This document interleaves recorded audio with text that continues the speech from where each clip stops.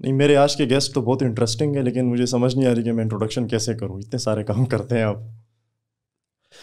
آپ میرا انٹروڈکشن اس طرح کرا سکتے ہیں کہ کراچی میں ایک دفعہ ایک پروگرام ہو رہا تھا، تو میں اس میں انوائٹیڈ تھا. تو ایک خاتون تھی جو اس میں کمپیئرنگ کر رہی تھی، تو اس نے جب بہت سارے لوگوں کو بلا لیا، تو جب میری باری آئی تو اس نے کہا کہ اب میں ڈائس پہ زحمت دیتی ہوں فرنود عالم کو، جو کسی تعارف کے قابل نہیں ہے. نہیں محتاج بولنا تھا نا اس نے. تو پورا ہال ہنستا رہا، اور میں جا رہا تھا ڈائس کی طرف، عجیب جیسے کوئی شخص پھانسی کے پندے کی طرف جا رہا ہو، پسینے بھی آ رہے ہیں ٹھنڈے ٹھنڈے کہ یہ کیا ہوا ہے، سارا ہال ہنس رہا ہے. اور جب وہاں پہنچا تو بس، تو میں نے جاتے ہی میں نے یہ کہا کہ بھائی یہ اپنے تک رکھنا تھا، سب کو بتانے کی کیا ضرورت تھی. انہوں نے محتاج کہنا تھا لیکن وہ اور ویل. ہاں وہی ایگزیکٹلی. تو سلیپ آف، تو پھر آپ کے اوپر تھوڑی سی شرمیلی ہوا. ایگزیکٹلی. یا so Farnood Alam, thank you so much for coming to my show. Farnood صاحب لکھتے ہیں، بہت اچھا لکھتے ہیں، اور ہم نے سوچا کہ یہ لکھتے اتنا اچھا ہے تو ہم ان کو تھوڑا سا کیمرہ پہ بھی ڈاکومنٹ کریں کہ ان کی اچھی اچھی باتیں ہم سنیں. تو تھوڑا سا اوور ویو دیں اپنے بارے میں، جو لوگ آپ کو نہیں جانتے ان کے لیے، باقی تو آپ کو لوگ جانتے ہیں. کہ آپ پیدا کدھر ہوئے تھے، تعلیم کہاں سے حاصل کی، زیادہ وقت کہاں گزرا ہے زندگی کا؟ میں ویسے جدی پشتی پشتون ہوں، تورغر کالا ڈھاکہ پختونخوا کے علاقے سے میرا تعلق ہے. اور 60s میں ہمارے والدین چلے گئے تھے کراچی میں، پھر 84 میں میری پیدائش ہوئی. اور کراچی میں ہی میں نے نازآباد کا جو بڑا مشہور سے علاقہ ہے، ساری زندگی وہیں گزری، اور وہیں پہ اسکولنگ ہوئی. پھر اس کے بعد میں کراچی کے ایک بہت بڑا مدرسہ ہے دینی جامعہ، اس میں پڑھا. اچھا جی. اور اس کے بعد پھر میں کراچی یونیورسٹی سے، اور ان تعلیمی اداروں سے کراچی میں نے اپنی باقی تعلیم مکمل کی. پھر اس کے بعد میں اسٹوڈنٹ لائف میں ہی ویسے صحافت کے ساتھ جرنلزم سے وابستہ ہو گیا تھا، جرنلزم اینڈ ٹیچنگ دونوں کے ساتھ. لیکن ٹیچنگ میں نے بہت جلدی چھوڑ دی تھی، جرنلزم سے میری رہی ایسوسیشن. لیکن کچھ وقت کے بعد پھر میں ڈیولپمنٹ سیکٹر کی طرف آ گیا. تو کراچی میں ہی میں نے ایک آرگنائزیشن جوائن کی، اور وہیں سے پھر میں اسی فیلڈ میں رہتے ہوئے، وہ میڈیا کا ہی پورشن تھا جو مجھے کور کرنا تھا. پھر ایک انٹرنیشنل آرگنائزیشن ہے جنیوا بیسڈ، وہ میں نے جوائن کی. وہاں ان کے کمیونیکیشن ڈپارٹمنٹ کے ساتھ میں کام کرتا رہا ہوں. اور ابھی کچھ اور کسی اور طرف چلا گیا ہوں، لیکن ابھی فی الحال بتانا نہیں. سمجھ جائیں آپ لوگ، فنڈنگز آ رہی ہیں باہر سے. آپ نے نا، ہم نے اسٹارٹ کیا تھا گلگت سے. گلگت میں آپ نے ایک بات چھیڑی تھی فلسطین اور اسرائیل والی، کہ وہ مطلب وہاں بھی ایسا کچھ سملر ایشو چل رہا ہے. خیر ویسے میں تھوڑا سا ڈسکلیمر دوں کہ میں نے آج تک کبھی بات کی فلسطین اسرائیل ایشو کے اوپر، نہ کبھی پوڈ کاسٹ میں، نہ کبھی کوئی کچھ ڈالا اس پہ سوشل میڈیا پہ، بیکاز مجھے یہ لگتا ہے کہ ہمارا جو اپنا گھر ہے اس میں پہلے سے آگ جل رہی ہے، لاوا جل رہا ہے. ہم اس پہ بات کریں تو میرے خیال سے زیادہ بہتر ہے. بٹ فرنود آپ نے آپ کی ہوگی اس کے اوپر تھوڑی بہت نا، تو میں چاہ رہا ہوں میں آپ کا انپٹ لوں کہ کس طرح سے یہ پولیٹیکل ایشو ہے، یا حماس اور فلسطین الگ ہیں یا ایک ہے، یا وغیرہ وغیرہ. تھوڑا سا آپ اپنا انپٹ دیں اس پہ. یہ آپ نے اچھا سوال کیا کہ حماس و فلسطین ایک ہے یا نہیں ہے. اس وقت جو نا سب سے بڑا درد سر بھی یہی بنا ہوا ہے. ہماری جو مذہبی ذہن ہے، مذہبی سیاسی ذہن، اس کو یہ لگتا ہے، بلکہ اس کی یہ خواہش بھی ہے کہ حماس، بلکہ اس کو لگتا بھی ہے کہ حماس جو ہے وہ اصل میں فلسطین ہے. اور میرا ماننا یہ ہے کہ جو عالمی طاقتیں ہیں ان کی اپنی خواہش بھی یہ ہے کہ دنیا فلسطین کو حماس کے حوالے سے جانے اور پہچانے. جیسے افغانستان میں ان کی یہ خواہش رہی اپنے مفادات حاصل کرنے کے لیے کہ طالبان جو ہیں وہ افغانستان کی پہچان بن جائیں. جیسے پاکستان میں ہمارے پختونخوا کے علاقے میں ان کی یہ خواہش رہی اپنے ایک خاص ٹرم کے اندر، جس دورانیے میں وہ اپنا گیم جو ہے وہ اپنا شطرنج کھیل رہے تھے، اس دوران ان کی یہ خواہش رہی کہ تحریک طالبان جو ہے وہ پاکستان میں اس کو بہت بڑی طاقت کے طور پہ اس کو دکھایا جائے. ٹھیک ہے. اور آپ نے دیکھا کہ 14 سال کم نہیں ہوتا، 14 سال تک جب بھی آپ کہتے تھے کہ تحریک طالبان کے خلاف کوئی آپریشن کریں، تو سارے کے سارے جو نیریٹو تھے وہ آپ کو یہ بتاتے تھے کہ نہیں یہ بڑا مسئلہ ہو جائے گا، اس کا بیک کلیش آئے گا، لوگ مر جائیں گے. جب یہ بتایا جاتا تھا تو اصل میں آپ کو یہ نہیں بتایا جاتا تھا کہ آپ مر جائیں گے. اصل میں آپ کے دماغ میں اور آپ کے سب کانشیس میں یہ بات پہنچائی جا رہی ہوتی تھی کہ یہ ایک طاقت ہے. نہیں تھی وہ بالکل بھی، نہ وہ تب طاقت تھی اور نہ آج طاقت ہے. اور pھر آپ نے دیکھا کہ جب امریکہ کا کولیشن سپورٹ فنڈ بند ہوا اس کے بعد تحریک طالبان بھی ختم ہو گئی، اس لیے کہ تحریک طالبان جواز تھا اس فنڈ کا. ٹھیک ہے، یہی مسئلہ بلوچوں کے ساتھ ہے. جہاں بھی جن لوگوں کا تعلق اپنی یا فلسطین کے ساتھ یہ پرابلم ہے کہ فلسطین کے ساتھ میرا اپنا ماننا یہ ہے کہ ابتدا سے وہاں کے جو انڈیجنس کمیونٹی ہے ان کے ساتھ زیادتی ہوئی. جیسے ہم نے ہنزا والوں کے بارے میں بات کی، گلگت بلتستان والوں کے بارے میں، جیسے گلگت بلتستان والوں کے ساتھ ان کے زمین کے معاملے میں زیادتی ہو رہی ہے اس وقت، جیسا کہ بلوچستان کے وسائل اور مسائل اور ساحل کے ساتھ اس وقت زیادتی ہو رہی ہے اور وہاں کے لوگوں کے ساتھ زیادتی ہو رہی ہے، ٹھیک اسی طریقے کی زیادتی فلسطین کے ساتھ ہوئی. اور بہرحال وہ ایک لمبی کہانی ہے کہ جس میں باوجود اس کے کہ وہاں پہ جو یہودی آباد کار نئے آئے تھے ان کی تعداد کم تھی، کم ہونے کے باوجود جب فائنلی مسئلہ حل کرنے کے لیے بیٹھا اور ساری دنیا کے اس کو بٹھایا گیا دماغوں کو، تو یہ نتیجہ نکالا کہ جو تعداد میں کم ہے ان کو یعنی اس فلسطین کا وہ علاقہ دے دیا کہ جو کہ شاداب بھی ہے، جو کہ زرخیز بھی ہے، جو کہ جس کا جغرافیہ بھی بڑا معنی رکھتا ہے. وہ سارے کے سارے علاقے بڑا حصہ اٹھا کے ان کو دیا گیا، اور جو فلسطین کے مقامی لوگ تھے ان کو ایسے ہی بس گزارے پہ ان کو چھوڑ دیا گیا. پارکر جیسی جگہ دی ہاں، ایک جگہ ان کو دے دی. اب مسئلہ یہ ہے کہ جب جو شخص اپنی زمین، جس کی ملکیت ہو زمین، جب اس کے ساتھ آپ یہ سب کچھ کرتے ہیں تو ظاہر ہے کہ ان کی طرف سے ایک رد عمل آتا ہے. اس رد عمل کا نتیجہ ہے کہ کسی زمانے میں یاسر عرفات گن اٹھا کے نکلے، لیکن وہ فوراً اس نتیجے پہ پہنچ گئے کہ گن اور یہ جہاد کائنڈ آف تھنگس یہ ہمارے مسئلے کا حل نہیں ہے. انہوں نے بندوق رکھ دی. ٹھیک ہے، اور آج بھی حماس کے ہوتے ہوئے بھی یہ بات ثابت ہو رہی ہے کہ حماس جو ہے وہ کسی مسئلے کا حل نہیں ہے، اور حماس کا جو مزاحمت ہے پرتشدد وہ کسی مسئلے کا اس وقت حل نہیں ہے. اور میں آپ کو یہ بھی بتا دوں کہ میں ایسا بھی نہیں ہے کہ میں کوئی پرتشدد تحریک کا میں قائل نہ ہوں، میں یہ بھی آپ کو بتا دوں. قائل ہیں آپ؟ ہم میں ایک اس کی اپنے ایک لیول ہے، اپنی ایک جگہ ہے، وہاں پہ آ کے جو ہے نا. تو آپ کو تو پھر یہ بھی لگتا ہوگا کہ باچا خان بابا کی تحریک کاش پرتشدد ہوتی؟ نہیں، اس کے بارے میں نہیں سوچ. اصل میں آپ کی چیزیں جو ہوتی ہیں نا وہ پولیٹیکلی جغرافیائی طور پہ ہر حوالے سے دیکھنی ہوتی ہے کہ آپ کہ اس کے بینیفٹس کیا ہیں آپ کو یا دوسروں کو، وہ آپ نے سائنسی اور سیاسی بنیادوں پہ طے کرنا ہوتا ہے. ٹھیک ہے، مجھے چیزیں کیا ہے اس کے یہ مجھے آپ بعد میں تھوڑا سا بتائیے گا. ٹھیک ہے. تو ہم آتے ہیں واپس اس طرف. وہ سارا مسئلہ ہو گیا، پھر بالآخر دنیا اس نتیجے پہ پہنچ گئی کہ ہم ایسا کر لیتے ہیں کہ 2 اسٹیٹ تھیوری کے اوپر آ گئی کہ یہ مان لیا جائے کہ فلسطین جو ہے وہ فلسطین کے جو لوگ ہیں آباد کار ہیں ان کے پاس، آباد کار نہیں، جو فلسطین کے اپنے لوگ ہیں وہ ان کا ہو جائے گا. جہاں پہ اسرائیلی آ کے آباد ہو چکے ہیں یہودی آباد کار وہ ان کا ہو جائے گا. جو بیچ میں ایک جروسلم ہے، یروشلم، وہ جو ہے وہ ایک نیوٹرل جگہ رکھ دی جائے گی. اس کے اوپر دونوں مذاہب کے بلکہ تینوں مذاہب جو اپنا اس کے اوپر کلیم رکھتے ہیں اس کے مطابق ان کو وہاں پہ انٹرٹین کیا جائے گا اور اس کی نگرانی اقوام متحدہ کے پاس ہوگی. لیکن ہوتا کیا ہے کہ ابھی بھی بدقسمتی سے یعنی یاسر عرفات نے بندوق جب رکھ دی تو کیا اس کو اپریشیٹ کیا گیا؟ نہیں کیا گیا. اب یہاں 2 باتیں ہیں. ایک یہ ہے کہ یاسر عرفات اس نتیجے پہ پہنچ رہا ہے کہ بندوق کسی مسئلے کا حل نہیں ہے، اور میں سمجھتا ہوں کہ وہ بالکل فلسطین کے کانٹیکس میں ٹھیک سمجھ رہے تھے کہ یہ مسئلے کا حل نہیں تھا. لیکن جب رکھ دی بندوق تو کیا دنیا نے اس کو اپریشیٹ کیا؟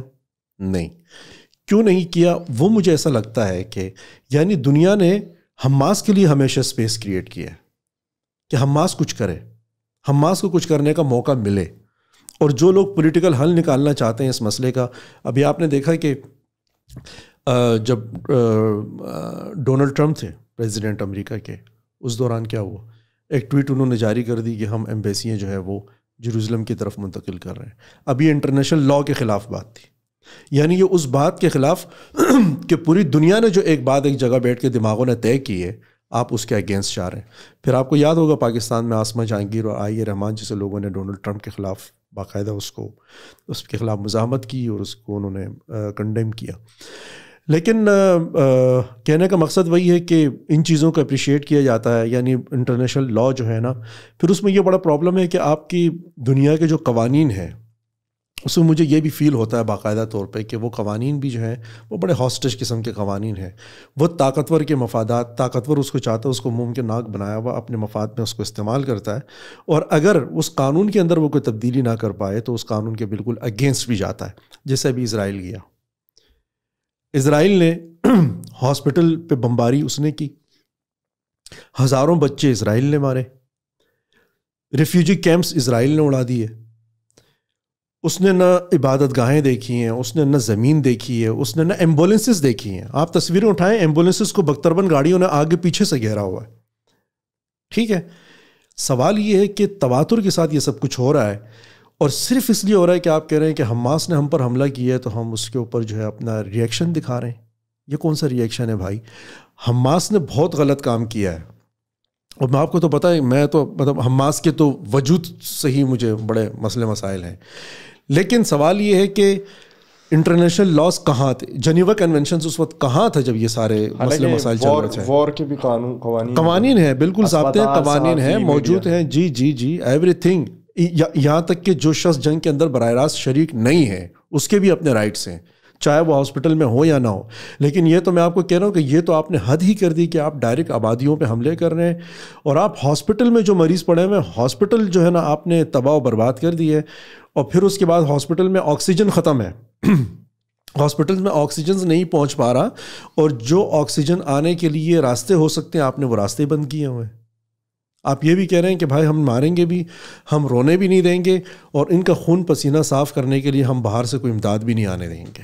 WHO کے ورکرز کو بھی مارا ہے، سب کچھ، کسی کو بھی نہیں چھوڑا ہے بھائی. لیکن سوال یہ ہے کہ کیا دنیا میں کوئی اس حوالے سے کوئی حساسیت نظر آئی؟ بالکل نظر نہیں آئی، بالکل بھی نظر نہیں آئی. اور فلسطین کے معاملے میں اس پورے دورانیے میں کبھی نظر نہیں آئی. اس لیے کہ جب آپ ایک مسئلہ پیدا کرنا چاہ رہے ہوتے ہیں تو بس پھر آپ اس مسئلے کو پیدا کیے رکھتے ہیں، اس وقت تک پیدا کیے رکھتے ہیں جب تک آپ کو چاہیے ہوتا ہے. افغانستان میں جب تک آپ کو طالبان چاہیے تھے، رشیا کے خلاف آپ کو چاہیے تھے، آپ ان کو لے آئے. آپ نے سور انقلاب اور وہاں کا جو خلق پرچمی، ان کا جو باقیات تھے، ان کا وہاں پہ آپ نے نام و نشان مٹا دیا. وہاں کی جو پولیٹیکل فورسز تھی، وہاں کے جو علاقائی نمائندے تھے، ان کو آپ نے افغانستان سے نکال دیا. سارا کا سارا افغانستان مجاہدین کو دے دیا. جب اپنا مسئلہ تھوڑا سا پرابلم پیدا ہوا تو انہی مجاہدین کو آپ نے پھر ہٹایا، آدھے مجاہدین کو ان کو آپ نے غدار ڈکلیئر کر کے اپنی طرف سے طالبان لے آئے. پھر طالبان کو آپ نے 9 سال تک حکومت دیے رکھی. یہ ایسا نہیں ہے کہ یہ کوئی صرف پاکستان نے حکومت قائم کی ہوئی تھی. پاکستان کی کیا اوقات ہے، یا یہاں کی اشرافیہ کی کیا اوقات ہے؟ یہ باقاعدہ آپ کی جو عالمی طاقتیں ہیں انہوں نے 9 سال تک اس حکومت کو قائم رکھا، اور ان کے اوپر یہ جبر بھی کیا رکھا کہ آپ لوگ اپنے آس پڑوس کے لوگوں سے تعلقات قائم نہیں کریں گے، چائنا سے، رشیا سے، باقی چھوٹے ممالک سے. اور وہ بھی اس بات پہ مطمئن تھے، اس لیے کہ ان کے پیچھے مذہب بھی کام کر رہا تھا. انہوں نے تو بت اڑانے تھے، انہوں نے تو بامیان اڑانا تھا. پھر یہ کہ 9/11 کا واقعہ ہوتا ہے، اور 9/11 کے بعد آپ بالکل طیارے شیارے لے کے بالکل افغانستان کے اوپر چڑھ جاتے ہیں. آپ B-52 طیارے سے، جو کہ آسمان پہ نظر بھی نہیں آ رہا ہوتا، اور آپ کارپیٹ بمبنگ کرتے ہیں علاقوں کے اوپر. وہاں پہ گاؤں کے گاؤں مٹائے گئے، وہاں پہ علاقوں کے علاقے مٹائے گئے، وہاں پہ خاندان کے خاندان ختم کیے گئے. پورا افغانستان میں آپ جائیں، پورا کابل میں اور قندھار قندوز میں آپ کو ہر جگہ پہ لوگ آپ کو لنگڑے اپاہج ملیں گے. ہر گھرانے سے کوئی نہ کوئی بندہ اس میں مرا ہوا ہے. کیوں؟ اس کے لیے آپ کو پیچھے چھوڑ دیا گیا کہ طالبان کے ساتھ یہ حساب کرو. بھائی طالبان آپ لائے، طالبان کے ساتھ آپ کو پرابلم ہوئی تو آپ نے آدھے طالبان کو گٹ کر دیا، نہیں آپ بلکہ سارے طالبان کو آپ نے بیٹ کر دیا. اب ہم ان سے لڑیں گے، لڑ لیے. لڑنے کے دوران آپ لوگوں کو کوئی اور سیف پیسے چاہیے تھا، یا اپنی کوئی جگہ کوئی گوٹ کہیں پہ پھنس گئی تھی ٹیبل کے اوپر، تو ان کو بیٹ اور گڈ میں تقسیم کر دیا گیا. بات نہیں بن پائی، یا اپنا کام نکل گیا، واپس سارے کے سارے بیٹ ہو گئے. اور جب جانے لگے، فیصلہ ہو گیا کہ اب ہم انخلا کر رہے ہیں، سارا گڈ ہو گیا، اور پورا کا پورا افغانستان طالبان کے حوالے کر کے، اور اسلحہ بھی دے کے گئے، اسلحہ بھی سب کچھ دے کے گئے، اختیار دے کے گئے. اور اس پورے دورانیے میں دوبارہ بھی انہوں نے وہاں کے پولیٹیکل فورسز کو اور وہاں کے جو مقامی لوگ ہیں وہاں کو دوبارہ سے ان کو انگیج کرنے سے باقاعدہ احتراز برتا، ان کو وہاں سے مزید نکالا اور ان کو لا کے یہاں پہ بٹھا دیا. اب خیر ان کے لیے سناریو تھوڑا سا ڈفرینٹ ہو چکا ہے یہاں خطے میں، ریجن میں طالبان کے حوالے سے، لیکن یہ ان کا کردار رہا ہے. میرا کہنے کا مقصد یہ ہے کہ عالمی عدالت انصاف ہو، یا عالمی قوانین ہو، یا اقوام متحدہ ہو، وہاں کی جو ہائرارکی ہے وہ بھی بس ایسے ہی ہے. اگر ساری دنیا کا شعور کچھ کہہ رہا ہے اور امریکہ اس شعور سے اتفاق نہیں کرتا تو آپ کو شعور کا کوئی معنی ہی نہیں ہے. اگر کوئی فیصلہ ہونے والا ہے اور آپ ساری دنیا کچھ کہہ رہی ہے, کچھ تجویز دے رہی ہے, اور ایک طاقتور جو ہے وہ کچھ اور کہہ رہا ہے, تو اسی کی بات کو مانا جائے گا. تو کہنے کا مقصد یہ ہے کہ دنیا میں ابھی بھی, جیسے ہم ایران کے بارے میں کہتے ہیں کہ بھائی ایران میں جمہوریت نہیں ہے. اچھا, ایران میں کیوں جمہوریت نہیں ہے؟ ایران میں اس لیے جمہوریت نہیں ہے کہ نیچے پارلیمنٹ تو ہے, لوگ عوام کی طرف سے الیکٹ ہو کے آتے تو ہیں, لیکن پرابلم یہ ہے کہ پارلیمنٹ کے اوپر ایک کونسل بٹھائی گئی ہے جو 15-20 افراد کی ہے, جتنے بھی افراد کی ہے. جب آپ نیچے 98% ریپرزنٹیشن اگر ایک لا وہاں سے پاس کر دیتی ہے پارلیمنٹ سے, اور وہ ان کو برا لگے جو اوپر کونسل بیٹھی ہوئی ہے, جو چند افراد ہیں, ان کے پاس وہ جاتے ہیں, وہ سمجھتے ہیں کہ بھائی قرآن و حدیث کی روشنی میں ہم سمجھتے ہیں کہ یہ ہمارے یہ نہیں ہے تو اس کو ویٹو کر دو, ویٹو کر دو. یعنی پورا جو آپ کا سوسائٹی کے جو استادوں سے لے کے نیچے دکاندار تک جو پوری سوسائٹی ہے وہ غلط ہے. یہ جو 14, 15, 20 آدمی اوپر بیٹھے ہوئے, سیم گوز ود دا دنیا. یہ دنیا پورا ایک ایران ہے, مجھے لگتا ہے یہ دنیا پورا ایک ایران ہے, اور اس دنیا میں سیاسی طور پہ ابھی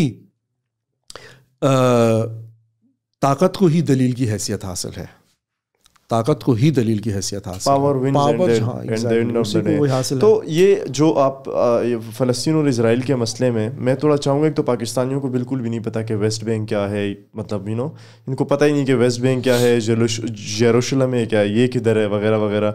یہ تھوڑا بتائیں. اور دوسرا یہ بتائیں کہ اس میں فلسطینیوں کی کیا غلطیاں ہیں جو انہوں نے پاسٹ میں کی ہیں, جو ابھی ان کے ساتھ ہو رہا ہے, انہوں نے کیا غلطیاں کی جن کی وجہ سے, یا وہ ابھی بھی کرتے آ رہے ہیں جن کی وجہ سے یہ ہو رہے ہیں. ویسے ہم وکٹم بلیمنگ نہیں کر رہے ہرگز بھی, بٹ جسٹ ٹو ایک ڈسکشن ہو رہی ہے تو بات کر رہے ہیں. اس میں اصل میں بہت ساری وجوہات بتائی جاتی ہیں. یعنی بنیادی طور پہ تو یہ کہہ دیا جاتا ہے کہ وہاں کے جو لوگ تھے انہوں نے اپنی زمینیں بیچنا شروع کی. جو یہودی آبادکار آ رہے تھے وہ زیادہ پیسے دے کے جو زمینیں تھیں وہ انہوں نے خرید لی.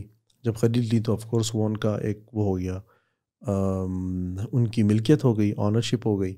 لیکن اصل مدعا تو یہ ہے, وہ ہم پھر بات کریں گے, کیونکہ سیکنڈ ورلڈ وار کے بعد جو ہے نا دنیا جا رہی تھی ایک نئی سیٹلمنٹ کی طرف, ممالک بن رہے تھے, نیشنز بن رہی تھی. اب ہم نئے طریقے سے جینا سٹارٹ کر رہے تھے. تو آپ کہیں سے فلسطین کا معاملہ شروع کریں گے تو یہ تو پھر بہت ہزاروں سال پیچھے جانا پڑے گا. لیکن کئی جگہ آپ کی زندگی میں ایسی آتی ہے کہ آپ کہتے ہیں کہ آپ یہاں سے آگے بات شروع کریں گے. جیسے پاکستان میں آپ کہتے ہیں کہ جنرل مشرف چلے گئے, تو جنرل مشرف کے بعد اب ہم ایک نئے انداز سے آگے جائیں گے, جیسے کہ ہمارے سیاستدان جا بھی رہے تھے. تو ورلڈ وار 2 ایک ایسی جگہ تھی کہ جہاں کے بعد جو ہے نا دنیا میں بدلاؤ شروع ہوا. دوسری جنگ عظیم کے نتیجے میں ہی ہوا ظاہر ہے, لیکن دنیا نے کسی چیزوں پہ اتفاق کیا. کالونیز ختم ہو رہی تھی, کالونیز ختم ہو رہی تھی, لائنیں کھینچ رہی تھی, بڑے معاملات ہو رہے تھے. اسی اثنا میں جب برطانیہ جیسے ہندوستان سے جاتے ہوئے اس نے ایک لائن کھینچی, تو فلسطین سے بھی جاتے ہوئے اس نے لائن کھینچی جب وہاں سے جا رہا تھا. تو اصل میں وہی یہ چاہ رہے تھے کہ وہاں پہ جو ہے نا یہودی آبادکاروں کو لا کے بٹھایا جائے. تو ظاہر ہے کہ اس میں وہ اپنے مفادات کو دیکھ رہے تھے. جب دوسری ہی جنگ عظیم کے ہی نتیجے میں ظاہر ہے کہ ہندوستان سے برطانیہ گیا اور یہاں سے آپ کے جو ہے نا اس کی کے نتیجے میں پاکستان بنا. لیکن وہ جو نقشہ انہوں نے تیار کیا, بنایا, ترتیب دیا, وہ اپنے مفادات کو سامنے رکھتے ہوئے کیا, اور الحمدللہ انہی مفادات کے مطابق آج بھی چل رہے ہیں ماشاءاللہ سے. وہاں کا بھی معاملہ یہی رہا. لیکن یہ جو زمینوں والا معاملہ ہوتا ہے نا, اس کو میں اتنی آسانی سے بائے اس لیے نہیں کرتا کہ جب آپ زمینیں خریدتے ہیں نا کسی کی, ابھی ہم گلگت بلتستان کی پھر سے بات کر لیتے ہیں, وہاں پہ محض یہ بات نہیں ہے کہ گلگت بلتستان میں بھی یہ ایشو ہے کہ لوگ زمینیں تو بیچ رہے ہیں, لوگ آ کے خرید بھی رہے ہیں, لوگ بیچ بھی رہے ہیں. پرابلم یہ نہیں ہوتی کہ بظاہر آپ صرف یہ دیکھیں گے کہ کسی نے زمین کے پیسے دیے اور آپ نے زمین بیچی, نہیں ہوتا. آپ اتنا بڑا ایک اکانومی کرائسس وہاں پیدا کرتے ہیں, آپ اتنا بڑا ایک پولیٹیکل کرائسس وہاں پیدا کرتے ہیں, آپ اتنا لوگوں کو ہاسٹیج کرتے ہیں, آپ لوگوں کے لیے اتنی مشکلیں بڑھاتے ہیں کہ آپ انڈائریکٹلی کچھ طریقے آزما کے کسی کو اس بات پہ مجبور کرتے ہیں کہ یہ اپنی زمین بیچے. یہ تو ہمارے ساتھ محلوں میں بھی ہوتا ہے. ہاں, انفلیشن اتنا ہے کہ بس ایگزیکٹلی جہاں مہاجر رہتے تھے افغان مہاجر, وہاں پہ بھی یہ مسئلہ ہوتا تھا کہ اس مہاجر کو کسی طریقے سے نکالا جائے, اس کی زمین خریدی جائے. ٹھیک ہے, وہ جو زمین کے اوپر آپ نے نظر رکھی ہوئی ہے, اس زمین کو ہتھیانے کے لیے اب آپ کو ایک ایشو بنانا ہے. افغان مہاجر ہیں، ان کے پاس نیشنلٹی نہیں ہے، ان کو جو ہے نا بینک میں اکاؤنٹ بنانے کی اجازت نہیں ملنی چاہیے وغیرہ وغیرہ وغیرہ. کیوں نہیں ہونا چاہیے؟ اس لیے کہ ساری چیزیں میرے پاس رہیں. اور کل کلا کو آپ آرام سے کہہ دیں میں نے تو اس کے پیسے دیے تھے. بھائی آپ نے اس صورتحال پہ اس کو مجبور کیا تھا، یہ گھر بیچنے پہ مجبور کیا تھا. آپ نے اس علاقے میں ایسے حالات پیدا ہی کیوں کیے کہ وہاں پہ لوگ رہنے کے قابل نہیں رہے. اب یہی صورتحال جو ہے وہاں پیدا کی گئی اور لوگوں نے ظاہر ہے کہ اپنی زمینیں جو ہے وہ بیچنا شروع کی، لیکن اتنی بڑی تعداد میں بھی نہیں بیچی گئیں جتنی بڑی تعداد بتائی جاتی ہے. اور اس کے بعد جو ظاہر سی بات ہے کہ جہاں پہ جا کے پرابلم آئی، پرابلم ایک تو یہ آئی کہ دنیا نے ان کے بارے میں جو فیصلے لینا شروع کیے وہ کوئی بہت منصفانہ نہیں تھے. اور دوسری پرابلم یہ آئی کہ جب وہ منصفانہ نہیں تھے تو پھر انہوں نے سوچا کہ ہمیں تشدد کی سیاست کی طرف یا تحریک کی طرف جانا چاہیے. وہ اس کی طرف چلے گئے. پھر ظاہر ہے کہ جب چیزیں ہو جاتی ہیں تو ظاہر ہے کہ اس کے اندر جو نا واپس جانے کا کوئی راستہ نہیں ہوتا. مثلا اب اسرائیل ہے، اسرائیل میں ظاہر ہے کہ اگر ایک مذہبی آدمی میں ہوں تو میں پھر ایک خواب بنا سکتا ہوں کہ ایک دن امام مہدی آئیں گے اور اسرائیل چھین کے مجھے دے دیں گے. لیکن اگر میں امام مہدی کے اوپر بلیو نہیں کرتا ہوں علامہ اقبال کی طرح، تو پھر مسئلہ یہ ہوگا کہ مجھے چیزوں کو لاجیکل، منطقی طور پہ، ریشنل بنیادوں پہ دیکھنا ہوگا. جب ریشنل بنیادوں پہ آپ دیکھتے ہیں تو پھر آپ ایک جگہ پہ، اگر آپ ایک واقعی میں ایک سیاسی ذہن رکھنے والے شخص ہیں تو پھر آپ ایک جگہ پہ رکیں گے. وہ کہاں رکیں گے کہ آپ یہ دیکھ رہے ہیں کہ بھائی اسرائیل تو بن گیا، جیسے پاکستان کو بننا تو بن گیا. ٹھیک ہے، اب آدھا بلوچستان ایران میں ہو یا پاکستان میں ہو وہ ایک الگ مسئلہ ہے، وہ واقعی اپنی جگہ پہ. لیکن اب ان کو یہ دیکھنے کی تھوڑی سی ضرورت تھی کہ 2 اسٹیٹس تھیوری جو سامنے آئی ہے یہ ایک ایسی تھیوری تھی، مجھے ایسا لگتا ہے کہ جس میں ان کے پاس کچھ نہ کچھ ہاتھ، جو کچھ تھا اس کو اپنے ہاتھ میں باقی رکھنے کا ان کے پاس جواز تھا. اگر آپ انٹرنیشنل لاز کی طرف آج بھی جائیں گے نا تو انٹرنیشنل لابی کے لیے وہ قوانین راستے میں رکاوٹ ہیں. ٹھیک ہے، کیونکہ کچھ ممالک نے گارنٹیاں دی ہوئی ہیں، کچھ لوگوں نے ضمانتیں دی ہوئی ہیں، پھر اوپر سے انٹرنیشنل لاز ہیں. تو لہٰذا ان کے پاس مجھے لگتا ہے کہ وہاں سے تو وہ نہیں آ پاتے. جیسے مثال کے طور پر ڈونلڈ ٹرمپ نے جو چاہا وہ نہیں ہو پایا. اس لیے نہیں ہو پایا کہ لوگوں نے ریزسٹ کیا اور اسی بنیاد پر ریزسٹ کیا کہ اس کو قوانین دکھانا شروع کیے کہ انٹرنیشنل لاز یہ کہتے ہیں فلسطین کے معاملے میں. ٹھیک ہے، تو ان کو تھوڑا سا پھر بیک پہ جانا پڑا. تو ایسی صورتحال میں اگر فلسطین کا کوئی سیاسی ذہن ہوتا اور وہ پورے منظرنامے کو سمجھتا تو وہ یقیناً یہ سوچتا کہ بھائی بھاگتے بھوت کی لنگوٹ بھی بہت ہوتی ہے، تو جو ہے آپ کے ہاتھ میں وہ پکڑ لو. اور اس کو پکڑنے کا طریقہ یہ تھا کہ جو 2 اسٹیٹس تھیوری ہے اس کے اوپر آ جائیں اور دنیا کے ساتھ معاملات کرنا شروع کریں. لیکن پھر میرا جو امپریشن ہے، اس سے آپ ڈس ایگریمنٹ کر سکتے ہیں کہ دنیا شاید اس 2 ریاستی فارمولے کے اوپر بھی آمادہ نہیں ہے.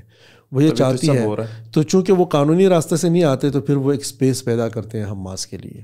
تو وہ حماس والے راستے سے آتے ہیں، جیسے افغانستان میں طالبان والے راستے سے آتے ہیں، جیسے پاکستان میں داعش والے راستے سے آتے ہیں. تو وہاں پہ جو ہے وہ حماس والے راستے سے آتے ہیں. اب جیسے مثال کے طور پہ حماس نے راکٹ مار دیے، اب یہ ان کے لیے، یعنی مجھے ایسا لگتا ہے کہ یہی وہ کرنا چاہتے تھے لیکن ان کے پاس کوئی موقع نہیں ہاتھ آ رہا تھا. وہ موقع ان کو حماس نے دے دیا فری فنڈ میں. جب دے دیا اب جا کے اس پہ معاہدہ ہونا شروع ہو گئے. حماس جو لوگ گرفتار کر کے لے گئے، اب وہ گرفتار لوگ جو ہے نا وہ واپس کر رہے ہیں اسرائیل کو. اچھا. اور ایک محدود وقت کے لیے، یہ آج ہی کی یا کل کی وہ ہے ڈیولپمنٹ ہے کہ ایک محدود وقت کے لیے انہوں نے وہ کر دیا، سیز فائر کر دیا. اب کہنے کا مقصد یہ ہے کہ ان لوگوں کو اگر ریلیز ہی کرنا تھا، وہ سیز فائر ہی کرنا تھا، تو یہ اتنی بلڈنگیں آپ نے کیوں اڑوا دی؟ انفراسٹرکچر کا بیڑا، یہ پورا انفراسٹرکچر کا کیوں؟ اور یہ جو پوری نسلیں آپ نے غزہ کے اندر تباہ کروا دی، یہ جو پورے ہاسپٹل اڑوا دیے، اس سے آپ کو کیا ملا؟ اور یہ ایسا نہیں ہے کہ حماس کو اس بات کا اندازہ نہیں ہوگا. حماس کو بالکل اس بات کا اندازہ تھا کہ اگر یہ حرکت ہم کریں گے تو اسرائیل ہمارے ساتھ کیا کرے گا. آپ ایک راکٹ مارتے تھے تو وہ کہ آپ کے 300-350 جو نا کھا کے نکل جاتا تھا اور دنیا کچھ کر نہیں پاتی تھی.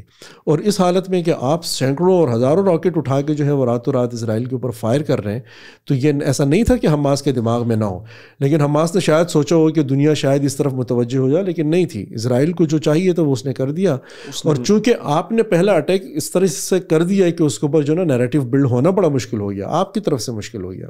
یعنی اب جو غزہ میں مظلوم ہے اس مظلوم کا نیریٹو مارا گیا، وہ اس راکٹوں کے نیچے دب گیا، وہ حماس کی جو اپنی تحریک ہے اس کے نیچے دب گیا ہے. تو میری تو گزارش بس یہ ہوگی کہ حماس کو جو ہے نا فلسطین نہیں سمجھنا چاہیے. بالکل پولیٹیکلی اس معاملے کو دیکھنا چاہیے. اور ایک پاکستانی ہونے کی حیثیت سے میں تو اپنے طور پہ یہی چاہوں گا کہ جیسے میں بلوچستان کے مسئلے کو دیکھتا ہوں, جیسے میں گلگت بلتستان کے مسئلے کو دیکھوں گا, ویسے ہی میں فلسطین کے مسئلے کو دیکھوں گا. اس کے ساتھ کوئی مذہبی معاملہ نہیں ہے, اس کے ساتھ بہت کوئی روحانی معاملات نہیں ہے, وہ ایک پولیٹیکل معاملہ ہے, وہ ایک جغرافیہ کا معاملہ ہے, اور وہ ان بہت ساری الجھنوں میں سے ایک الجھن ہے جو سیکنڈ ورلڈ وار کے بعد, جو نئی سیٹلمنٹ کے بعد دنیا میں آئی. صرف یہ نہیں, آپ کو پتہ ہے کہ جب لائنیں کھینچ رہی تھی فرانس والوں کے لیے تو لائن ٹھیک کھینچ گئی, جرمنی کے لیے ٹھیک کھینچ گئی, یعنی جو زبان بول رہا ہے, جو ثقافت ہے, اس کو وہ خطہ مل گیا. باقی آپ یہ دیکھیں دنیا میں یہ جو قوم ہے ہماری, یہ جو کرد, ان کے ساتھ کتنا ظلم کیا, یعنی وہ کچھ عراق میں رہ گئے, کچھ ایران میں ہے, کچھ ترکی میں ہے, کچھ یعنی 4-5 ممالک میں جو ہے نا وہ ڈیوائیڈڈ ہے. ہاں یہ بھی ہے, لیکن کم از کم آپ کے پاس ایک ملک تو ہے. ٹھیک ہے کہ آپ افغانستان میں بھلے طالبان ہو لیکن ہے تو آپ کے پشتون. یہاں پہ افغانستان یا کیا کہتے ہیں پاکستان میں, پاکستان میں باقاعدہ ایک صوبہ ہے جس میں آپ کے پاس ایک آئین, کانسٹیٹیوشن, سب کچھ موجود ہے, آپ کے لوگ پارلیمنٹ کے ممبر بنتے ہیں. وہاں تو بھائی ایران میں وہ سانس نہیں لے سکتے, عراق میں وہ سانس نہیں لے سکتے, ٹرکی میں وہ سانس نہیں لے سکتے, اور ان کی ایسی کاٹا پیٹی کر دی کہ آج تک بھی اس کو کوئی نہیں سن رہا. کیوں نہیں سن رہا؟ اس لیے کہ نیت نہیں ہے سننے کی. نیت کیوں نہیں ہے؟ کہ آپ کی یہ خواہش آپ کے اندر دماغ میں موجود ہے کہ یہ تنازع رہنا چاہیے. کشمیر کا مسئلہ اس لیے حل نہیں ہوتا کہ پلیئرز یہ سمجھتے ہیں کہ اس تنازع کو برقرار رہنا چاہیے. اس سے بجٹ وابستہ ہے, اس سے اتھارٹی وابستہ ہے, یہ اپروول دیتی ہے آپ کی اتھارٹی کو, یہ اپروو کرتی ہے آپ کے بجٹ کو, یہ اپروو کرتی ہے آپ کے وجود کو, آپ کے ایگزسٹنس کو, آپ کے ملک آپ کے نہیں, آپ کی طاقت کی ایگزسٹنس کو, آپ کے مفادات کے ایگزسٹنس کو, ملک کے نہیں. کشمیر تو اگر الگ سے خود مختار اگر ریاست بن جائے پاکستان کا, اس میں کیا چلا جائے گا؟ کچھ نہیں جاتا. پاکستان پھر بھی پاکستان, او بھائی پورا بنگلہ دیش چلا گیا, پورا مشرقی پاکستان چلا گیا, پاکستان پھر بھی پاکستان ہے. صحیح ہے, ٹھیک ہے. ویسے کہا تو یہ گیا تھا کہ وہ قیامت کی صبح تک کے لیے, کیونکہ شب قدر کی رات پہ بنا تھا, تو قیامت کی صبح تک کے لیے بنا ہے. اچھا, لیکن وہ 71 میں چلا گیا. 71 میں چلا. بٹ ورلڈ وار 2 کے بعد ان کے ساتھ بھی زیادتی کی نا پنجاب کے ساتھ. ظاہر ہے ہم جب تقسیم کی بات کرتے ہیں پاکستان میں, تو تقسیم تو بنیادی طور پہ پنجاب ہوا ہے نا. تقسیم تو بنیادی طور پہ پنجاب ہوا ہے, اور بٹوارہ پنجاب کا ہوا ہے. اور ہماری بڑی بدقسمتی پھر یہ ہے کہ ہمارے پاس یعنی پنجاب جو ہے ایک بڑا رچ کلچر ہے اس کا, اور یہ جو بہت کلچر ڈسٹروائے کیا, ہم اس کی طرف بھی جانا تھا ہم نے, لیکن آپ نے وہ لائک سب سے زیادہ وکٹم اس کے پنجاب اور پنجابی رہے ہیں, جو کلچر جو ہم نے ڈسٹروائے ہوا ہے ان کا یا ختم ہوا ہے. ایگزیکٹلی. آپ 1947 میں, کیونکہ ہم پشتون بھی اپنا کلیم کرتے ہیں, لیکن ہمارے جو مسئلے مسائل ہیں وہ ڈیورنٹ لائن سے شروع ہوتے ہیں, جو امیر عبدالرحمن نے معاہدہ کیا ڈیورنٹ کے ساتھ. ٹھیک ہے, وہاں سے سلسلہ شروع ہوتا ہے. 1947 میں تو ہمارا صرف یہ پرابلم تھا کہ یہاں پہ باچا خان کی خدائی خدمتگار کی حکومت تھی, سرخ پوشوں کی, اور وہ حکومت غیر آئینی طریقے سے گرا دی گئی, اور کانگریس نے یہ فیصلہ کر لیا کہ ہاں بس ٹھیک ہے کہ ماؤنٹ بینٹن جو لائن کھینچ رہے وہ لائن ٹھیک ہے. ٹھیک ہے, تو یہ مجبوراً چاہتے یہ تھے کہ ہم ہندوستان کے ساتھ رہیں, کانگریس کے ساتھ ہمارا ایفیلیشن ایسوسیشن رہے, وہ نہ ہو سکا. لیکن آپ کے اوپر لائن اس وقت نہیں کھینچی ہے. لائن جو ہے نا وہ کھینچی ہے دراصل پنجاب کے اوپر. پھر وہ جو کلچر کی آپ بات کرتے ہیں کہ وہ ڈسٹرائے ہوا, وہ اسی لیے ڈسٹرائے ہوا کہ پاکستان میں ہم میں اور ہندوستان میں یہی ایک بہت بڑا فرق ہے اور مسئلہ بھی ہے کہ ہندوستان نے پہلے دن کچھ فیصلے کر لیے. مثال کے طور پہ اس نے جو آرمی چیف تھا یا جو بھی جنرل تھا, جو فوج تھی, ان کی طاقت کو اس نے محدود کر دیا, اور جنرلز کے اندر جو ٹاپ کلاس تھی اس کے اندر اس نے ڈیوائڈ کر دیا. اس کے اختیارات محدود کر کے اس کا جو اسٹیٹس تھا اس کو فزیکلی بھی اس کو وہاں تک محدود کیا, اور جو پرائم منسٹر ہاؤس تھا اس کو پرومیننٹ کیا اور اس کو بااختیار کیا. نمبر 1. نمبر 2, اس کے بعد انہوں نے جو ایک دلت رہنما تھے بنگال کے, بابا صاحب امبیڈکر, ان کو بلایا, جو کہ کانگریسی رہنما بھی نہیں تھے, ان کو بلایا اور ان سے یہ کہا کہ آپ قانون کا شعبہ پکڑیں اور آپ اپنی ٹیم بنائیں اور آپ ہمیں کانسٹیٹیوشن بنا کے دیں. اور یہ ان کی کامیابی ہے کہ ایک بڑا بہترین کانسٹیٹیوشن 1950 تک یا 52 تک وہ ان کو بہترین بنا کے بابا صاحب امبیڈکر نے دے دیا. اور وہی کانسٹیٹیوشن ہے بیسیکلی, اس کو اس انداز میں بنایا گیا کہ بابا صاحب امبیڈکر خود لکھتے ہیں کہ ہم یہ چاہتے ہیں کہ محض آئین نہ بنے, بلکہ ایک ایسا آئین بنے جو کہ ہندوستان کے عوام کے اندر کانسٹیٹیوشنلزم پیدا کرے, آئین پسندی پیدا کرے. وہ بن گیا وہاں پہ. جس زمانے میں وہ اپنا آئین بنا کے فارغ ہو کے بیٹھ گئے تھے, اس وقت ہم نے صرف ایک قرارداد مقاصد منظور کرائی تھی، اور اس میں ہم نے یہ کہا تھا کہ حاکمیت اعلیٰ جو ہے وہ عوام کی نہیں ہوگی، وہ اللہ تعالیٰ کی ہوگی. یعنی سید مودودی صاحب کی ہوگی، جمعیت علماء پاکستان کی ہوگی، جمعیت علماء اسلام کی ہوگی. یعنی کہ ایک اشرافیہ ہے، اس کے جو سپورٹر ہے یا ووٹر ہے وہ تعداد میں کم ہی کیوں نہ ہو، پارلیمنٹ میں بھلے کوئی بھی ہو لیکن طاقت ان کے پاس رہے گی. ٹھیک ہے. سو آپ کے کوئی فائدہ نہیں ہے. سو پارلیمنٹ کے سامنے اسلامی نظریاتی کونسل کھڑی کر دی گئی، سپریم کورٹ کے سامنے شریعہ کورٹ کھڑی کر دی گئی. ٹھیک ہے. اور ہم نے ٹوٹل ایک قرارداد مقاصد منظور کی. اور ہمارے لیے افسوس کی بات یہ ہے کہ جوگندر ناتھ منڈل جو خود بھی دلت تھے، بنگال میں ہی تھے، اور قائد اعظم محمد علی جناح نے ان سے کہا کہ آپ پاکستان آ جائیں، آپ نے ہمیں کانسٹیٹیوشن کے حوالے سے، قانون کے حوالے سے بڑا سپورٹ کرنا ہے. وہ آئے، حالانکہ امبیڈکر نے ان کو منع کیا کہ آپ مت جائیں، آپ جو خواب دیکھ رہے ہیں وہ پاکستان میں پورے ہونے والے نہیں ہیں. وہ آ گئے. اتفاق سے وہاں امبیڈکر صاحب جو دلت رہنما تھے وہ وہاں پہ انہوں نے ان کو کانسٹیٹیوشن کا کام سونپا گیا. یہاں پہ وزیر قانون بنے ہمارے منڈل صاحب. لیکن قرارداد مقاصد منظور ہونے کے بعد جو ماحول پیدا ہوا، انہوں نے نہ صرف یہ کہ وزارت قانون سے استعفیٰ دیا، جو حالات انہوں نے تب دیکھے. ہم تو کہتے ہیں نا ضیاء نے شروع کیا، ضیاء نے شروع کیا. ضیاء والا منظرنامہ انہوں نے اپنے استعفے کے اندر اس زمانے میں لکھ دیا ہے کہ انہوں نے کہا کہ یہ نہیں ہو سکتا گزارا یہاں پہ. نہ صرف یہ کہ انہوں نے وزارت قانون سے استعفیٰ دیا، انہوں نے پاکستان کی شہریت چھوڑی، انہوں نے پروٹوکول چھوڑا، اور انہوں نے جو سفر میں رستے میں ایک جگہ سے دوسری دنیا میں آپ جا رہے ہیں جو کچھ گنوایا اس کو نظر انداز کیا. واپس کلکتہ گئے اور کلکتہ کے مضافاتی علاقے میں جھگیوں میں رہتے تھے. وہ سارے زندگی وہ جھگیوں میں رہے، لیکن انہوں نے یہاں وزیر قانون بننا پسند نہیں کیا. ٹھیک ہے. تو ہم نے ابتدائی طور پہ یہ فیصلہ کر لیا کہ عوام کے پاس حکومت نہیں جائے گی، یہ جاگیرداروں کے پاس رہے گی، یہ اسٹیٹ اشرافیہ کے پاس رہے گی، اور یہ مولوی کے پاس رہے گی. ہم نے پہلے دن طے کر لیا. جب طے کر لیا تو اس کا سیدھا مطلب یہ ہے کہ جمہوریت یہاں پہ پریویل نہیں کرے گی. جمہوریت جب پریویل نہیں کرے گی تو یہاں پہ کانسٹیٹیوشن بھی پریویل نہیں کرے گا. کانسٹیٹیوشنزم تو گیا. کانسٹیٹیوشنزم تو ویسے بھی نہیں ہے، کیونکہ ہم جب آئین سازی کرتے ہیں تو وہ جمہوری بنیادوں پہ نہیں کرتے، وہ ہم کرتے ہیں اس پہ میجورٹیرینزم کے اوپر ہم کرتے ہیں کہ ہم تعداد میں زیادہ ہیں تو ہم آپ کا کوئی بھی حق معطل کر سکتے ہیں. جب کانسٹیٹیوشن نہیں ہے، جیسے جنرل مشرف نے یہ کہا تھا کہ کانسٹیٹیوشن کیا ہے؟ کاغذ کا ایک ٹکڑا ہے. سمجھ رہے ہیں اس بات کو؟ یعنی کہ آپ کا سوسائٹی کا ایک بہت بڑا پڑھا لکھا آدمی جو کہ ملک کا پریزیڈنٹ ہے، اس کی طبیعت کے اندر کانسٹیٹیوشنلزم نہیں ہے. وہ کہہ رہا آئین کیا ہوتا ہے؟ آئین تو کاغذ کا ایک ٹکڑا اٹھا کے ڈسٹ بن میں پھینک دو اس کو. یہ انہوں نے آن ایئر کیمرے پہ کہا. جب یہ ہو گیا تو اس کا مطلب یہ ہوا کہ آئینی اور قانونی طور پہ جو ادارے عوام کو طاقتور کر سکتے تھے، صوبوں کو طاقتور کر سکتے تھے، ان کو تو انہوں نے دبا دیا گلا. اب ایک چیز رہ گئی تھی جو کہ عوام کو اسٹرینتھن رکھ رہے تھے، وہ تھا کلچر. Very thought provoking. ٹھیک ہے. وہ کلچر تھا، اس لیے کہ کلچر سیکولر ہوتا ہے، کلچر جمہوری ہوتا ہے، کلچر حجرے کے اندر فیصلے کرتا ہے، وہ چوپال میں فیصلے کرتا ہے، وہ مسجد میں فیصلہ نہیں ہو رہے ہوتا. ان فیصلوں کے اندر آپ کے گاؤں کا، آپ کے علاقے کا پورا وزڈم شامل ہوتا ہے، اس کے اندر پوری ریت روایت اس کے اندر شامل ہوتی ہے. ثقافتی طور کے اوپر اس کے اوپر کوئی زیادتی ویادتی ہو سکتی ہے، لیکن ایک پورا میکینزم ہوتا ہے جس کے تحت وہ سارے کے سارے فیصلے کیے جاتے ہیں. پھر یہ کہ اس کلچر کے اندر موسیقی جیسی چیز ہوتی ہے، آرٹ جیسی چیز پنپتی ہے اس کلچر کے اندر، اس کے اندر ٹپے اور شاعری جیسی چیزیں پنپتی ہیں. اس میں جو آپ کی شادیوں کی رسم ہیں، آپ کی جو بہاروں کی تہذیب، آپ کی جو بہاروں کی ثقافتیں ہیں، بہاروں کی آمد کے اوپر نوروز جیسی، بہار جیسی، بسنت جیسی، وہ چیزیں اس کے اندر پنپتی ہیں. یہ سارے جو پلیٹ فارم ہے نا، جیسے بسنت ہے، بسنت کون منائے گا پنجاب میں؟ پنجابی منائے گا نا. تو پنجابی منانے کا مطلب یہ ہے کہ وہ سکھ ہو تو بھی منائے گا، ہندو ہے تو بھی منائے گا، مسلمان ہے تو بھی منائے گا. تو اس کا مطلب یہ ہے کہ اس کے اندر ایک کو ایگزسٹنس ہے. آپ اگر عشر پہ اپنے علاقوں میں جب اپنا بہار کی تہذیب جو کہتے ہیں سپرلے راغے، اپنے جب آپ ثقافت مناتے ہیں تو وہ آپ کا پورا علاقائی ثقافت ہوتا ہے. اس میں سکھ کی پگڑی سے لے کے مولوی کی پگڑی تک سب اس میں نظر آتے تھے. ٹھیک ہے.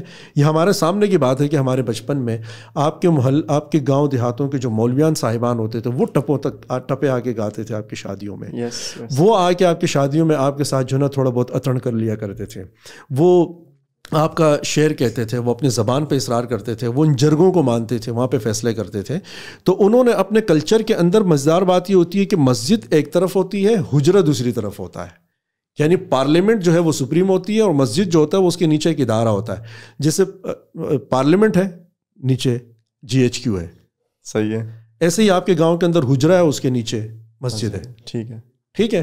تو آپ کی جو سینٹرل کمانڈ بنائی گئی ہے نا, جس کے اندر GHQ اوپر آ گیا اور پارلیمنٹ نیچے چلا گیا, یا عدالت اوپر آ گئی ہے, جوڈیشری اوپر آ گئی اور پارلیمنٹ نیچے چلی گئی ہے اپیرنٹلی فزیکلی, وہی اسٹرکچر آپ کے لیے گاؤں کے اندر بنایا گیا, آپ کے علاقوں میں بنایا گیا. اس میں کیا کیا گیا, مسجد کو اوپر لایا گیا, فیصلہ مولوی کرے گا, اور حجرے کو نیچے لے جایا گیا. ٹھیک ہے, وہی ترتیب بن گئی جو سینٹرل والی تھی. تو اس میں بھائی تو ظاہر ہے کہ میں اس بات سے اتفاق کرتا ہوں کہ پنجاب نے اس کے اندر زیادہ نقصان اٹھایا. آپ کے اس دوسری طرف کا جو پنجاب ہے, وہاں کی ثقافت, وہاں کی تہذیب آج بھی زندہ ہے. وہاں کا آرٹ, وہاں کا کلچر, وہاں کی شاعری, وہاں کا کتاب, وہاں کا وزڈم, وہاں کی کتاب, وہاں کی سیاست, ہر چیز ترقی کر رہی ہے. وہ لوگ راج کر رہے ہیں. وہ لوگ اپنا ہر چھوٹا چھوٹا تہوار جو ان کا کسی زمانے میں ہوا کرتا تھا, وہ اب ایک بہت بڑا تہوار بن چکا ہے, اور یہاں تک کہ پورے ہندوستان کے لیے وہ ایک تہوار بن گیا ہے. ٹھیک ہے. دلہا بھٹی کے انتقال کے اوپر جو لوہڑی کی ایک ثقافت منائی جاتی ہے, آپ اس المیہ کو دیکھیں, ہر سال ہندوستان کے پنجاب میں منائی جاتی ہے, پاکستان کے پنجاب میں اس کو غلط سمجھا جاتا ہے. اس کے باوجود سمجھا جاتا ہے کہ دلہا بھٹی جس کی یاد میں یہ رسم منائی جاتی ہے, اس دلہا بھٹی کا تعلق پنجاب کے اس حصے سے جو پاکستان میں. کون سا حصہ؟ یہ میرا سیالکوٹ یا ساہیوال, یہ اس طرح کوئی علاقہ ہے میرا خیال ہے. وہ آپ گوگل کر لیجئے گا, آپ کو پتہ چل جائے گا. لیکن وہ پنجاب, اور جو ان کو پھانسی دی گئی وہ آپ کو اسی لاہور میں دی گئی ہے, اسی لاہور میں دی گئی ہے. اس کا گھر اسی پاکستانی پنجاب میں ہے. لیکن میں نے ایک سٹوری دیکھی BBC کی, وہاں پہ رپورٹر گیا ہوا تھا بیچارہ, دلہا بھٹی کے گاؤں گیا ہوا تھا. اچھا. اور اس نے وہاں کے بزرگوں سے پوچھا دلہا بھٹی کے بارے میں. وہ کہتے ہیں نہیں یہ ایسے ہی خیالی کردار ہے, ایسا کوئی تھا نہیں. یہ تھا کون دلہا بھٹی؟ دلہا بھٹی بیسیکلی ایک پنجاب سے تعلق رکھنے والا ایک بڑا ایک شجی قسم کا ایک بہادر انسان تھا, جو کہ جو آپ کی جو پنجاب کی جو سرزمین ہے وہ اس کی آزادی کی اور خود مختاری کی بات کرتا تھا.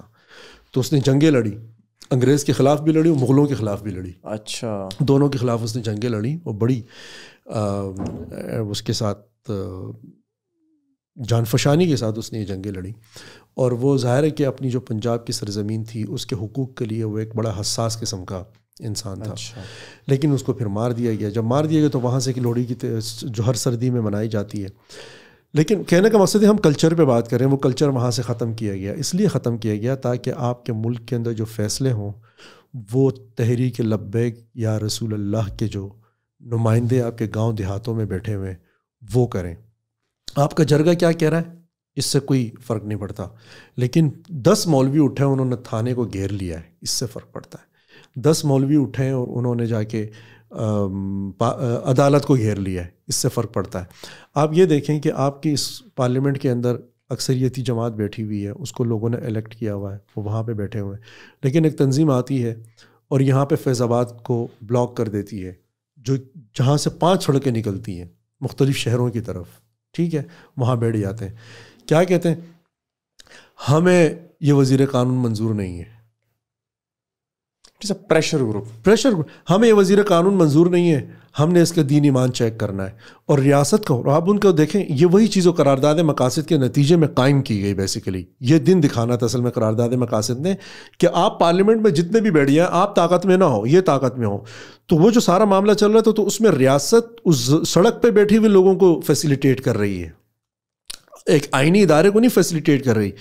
اس میں وہ ریاستی ادارے آتے ہیں, مولویان صاحبان سے پوچھتے ہیں آپ کی ڈیمانڈ کیا ہے. وہ کہتے ہیں کہ وزیر قانون کو لے کر آئے, ہم نے اس کا عقیدہ معلوم کرنا ہے.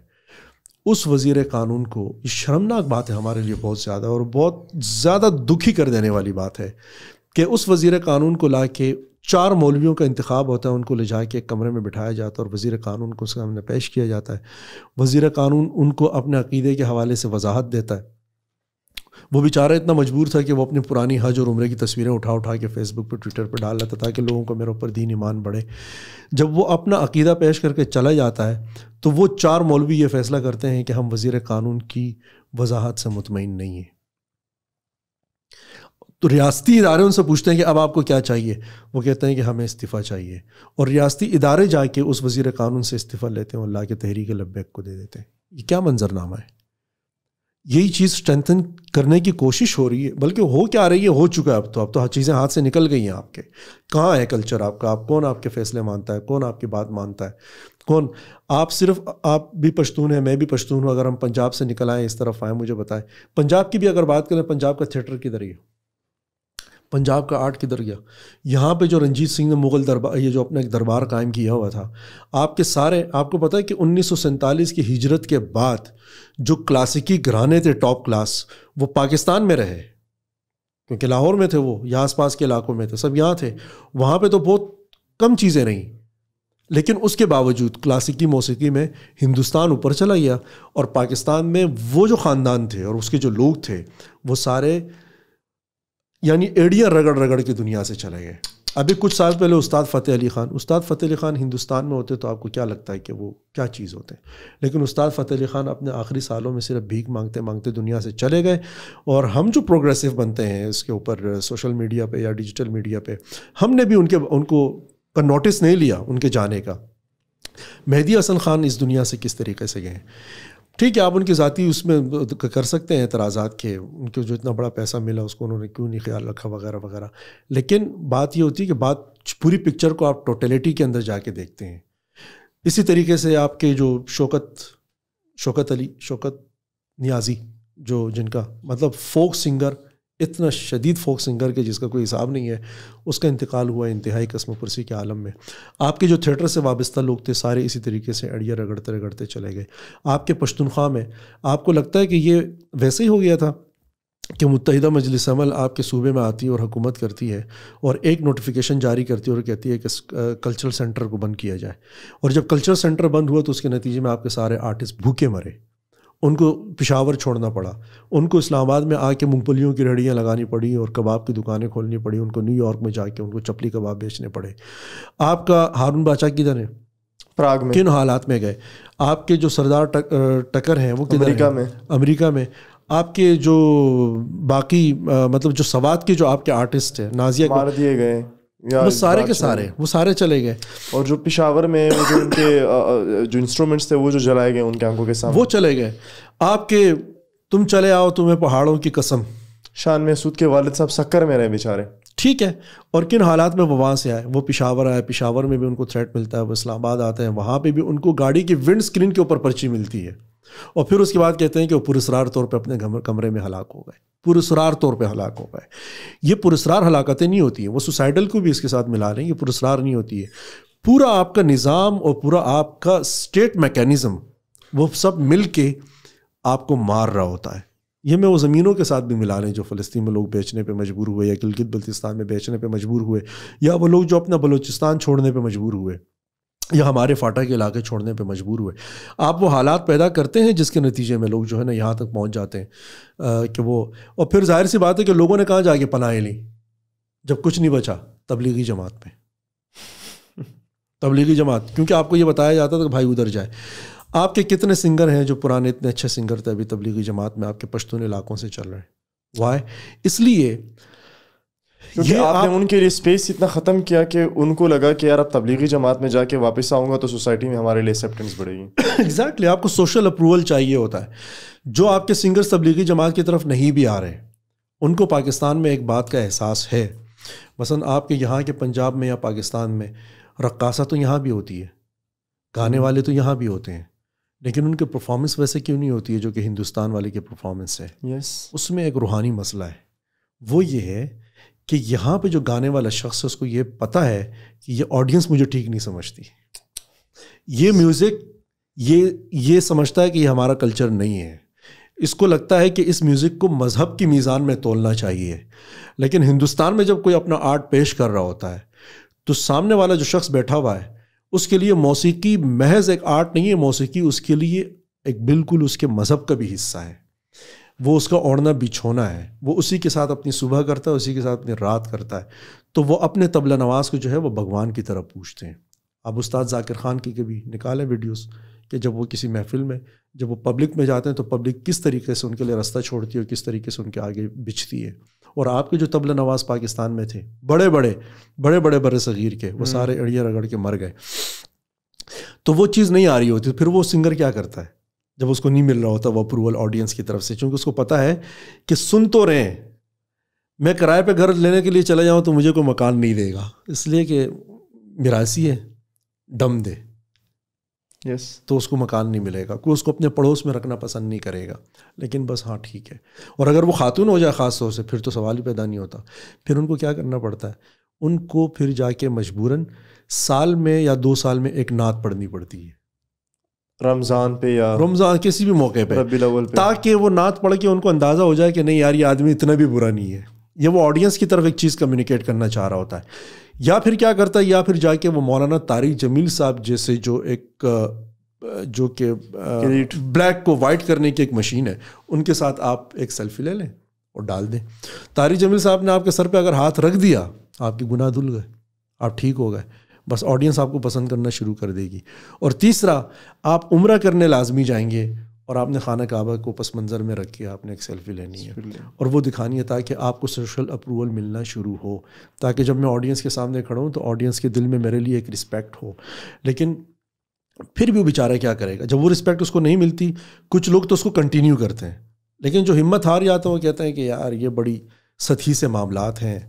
وہی جو میں آپ سے فکری بات کر رہا تھا نا, اس کی بھی ایک دھاگا ٹوٹ جاتا ہے. پھر وہ جا کے تبلیغی جماعت میں پناہ لیتا ہے, وہ پھر جا کے دعوت اسلامی میں پناہ لیتا ہے. وہاں سے پھر کیا ہوتا ہے, پھر وہاں سے جو اس کو ایک سٹیٹس سمبل اس کا بنتا ہے, یعنی وہ اپنے تبلیغی دوروں میں بھی جائے گا تو اس کا خیمہ الگ ہوگا. یس, VIP. ہاں, وہ اپنے اجتماع میں بھی جائے گا تو ایک الگ سے ہوگا, اور اس کو ایک نمونے کے طور پہ ہر جگہ پیش کیا جائے گا.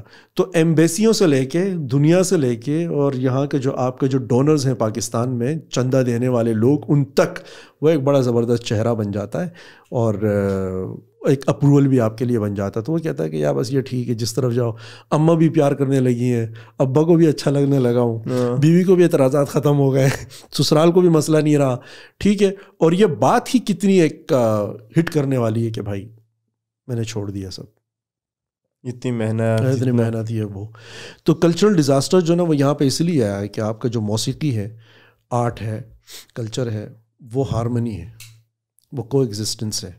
تو جمہوریت کو بھی آپ, جمہوریت کے لیے اس لیے اجازت نہیں ہے پاکستان میں کہ جمہوریت بیسیکلی وہ پلیٹ فارم ہے جہاں پہ آپ سب کو اکٹھا کر لیتے ہیں, مذہبی ہوں, غیر مذہبی ہوں, چھوٹی ذات ہو, بڑی ذات ہو, 500 کی تعداد میں زیادہ ہے, اکثریت ہے, اقلیت ہے.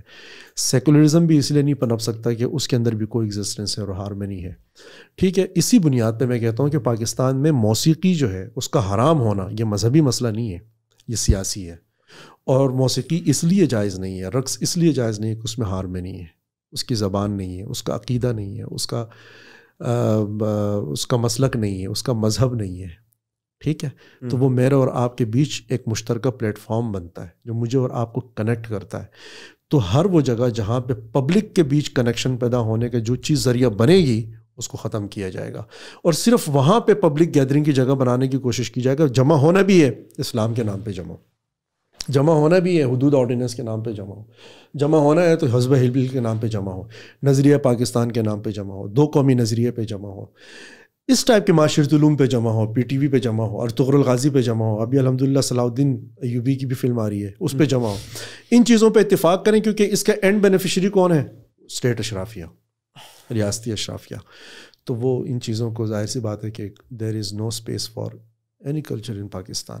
اور پنجابیوں کو بیڑا غرق ہو گیا, وہ تو تباہ و برباد ہو گئے. اور 1947 میں تو بلا شبہ ہندوستان تو تقسیم ہوا ہے, لیکن اصل میں تو پنجاب تقسیم ہوا ہے. اصل میں پنجاب تقسیم ہوا, وہ دکھتا بھی ہے سامنے سے, دور سے. تو آئی ایم اسپیچ لیس.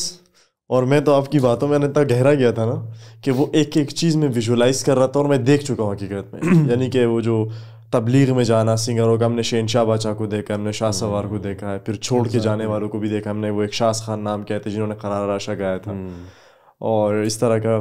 سو آپ کو دیکھیں وہ جو کمال محسود بھی ہیں, شان کے والد. جی میں کنفرم نہیں ہوں, لیکن میرا خیال ہے کہ ایٹ دی اینڈ ان کو بھی تبلیغ میں جانا پڑا تھا. آپ کو یاد ہے؟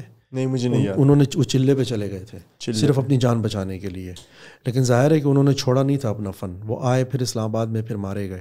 اسی طریقے سے جو ہم جہان زیب کی, عالم زیب وہ جو ایکٹر تھا بیچارہ جو تبلیغی جماعت میں چلا گیا تھا, عالم زیب, وہ تو امریکہ میں نا. تو اس کی سٹوری آپ صرف دیکھیں کہ وہ تبلیغی جماعت سے وابستہ ہوا, اس نے پگڑی پہننا شروع کی, اس نے داڑھی رکھی, اور پھر اچانک سے اس نے اپنا ایک یوٹیوب ویڈیو ریلیز کی جس میں اس نے کہا, یہ اس نے اعتراف کیا کہ میں صرف پناہ لینے کے لیے تبلیغی جماعت سے وابستہ تھا, اور اب میں امریکہ آ گیا ہوں, اب میں سیف ہوں, اس نے واپس اپنے حلیے میں آیا اور وہ کباب بیچتا تھا. یہ میرے دماغ میں وہی لڑکا آیا تھا, کباب بیچ رہا تھا وہ وہاں پہ. پرسوں میں نے ان کی ویڈیو دیکھی تھی, ایک محفل میں بیٹھے ہوئے ہوتے ہیں, وہ گا رہا ہوتا ہے, ہاں بڑی خوشی ہوئی, سارے ٹکر اور یہ سارے ایک ساتھ. ایگزیکٹلی. تو یہ مسئلے مسائل ہوئے ہمارے ساتھ, بڑا ہم نے نقصان اٹھایا اس کا بہت زیادہ. بھائی سوات میں آپ کے سامنے, یعنی ایک ہی وقت میں نیچے متحدہ مجلس عمل تھی, اوپر تحریک طالبان تھے. تحریک طالبان یعنی متحدہ مجلس عمل کی طرف سے اشارہ جاتا تھا انڈائریکٹ, یعنی حسب ایک نوٹیفیکیشن جاری کر کے کلچرل سینٹر کو بند کرنا. اور سوات میں وہ جو ہماری ایک رقاصہ تھی, میں ان کا نام بھول گیا, جس کو لے جا کے غزالہ جاوید, نہیں غزالہ جاوید تو بہت بات کی کہانی ہے, وہ تو ایک فیملی میٹر کا شکار ہوئی تھی. ملا فضل اللہ کے دور میں جو وہاں کی رقاصہ کو گھر سے کھینچ کے نکالا گیا اور لے جا کے اس کو لٹکایا گیا اور اس کے اوپر گولیاں برسائی گئیں. یہ بات کہتے ہوئے بھی بہت درد والی بات ہے, یہ اتنی آسانی سے کہنی بھی نہیں چاہیے, لیکن یہ ہوا اس کے ساتھ. جب ہوا تو اس کے بعد اسی سوات میں نازیہ اقبال کیوں رہے گی, یا آس پاس میں کرن خان کیوں ایکٹیو رہ سکتا ہے, یا وہاں پہ ہارون باچا کیوں رہیں گے, واقعی میں وہاں پہ وہ لوگ کیوں رہیں گے؟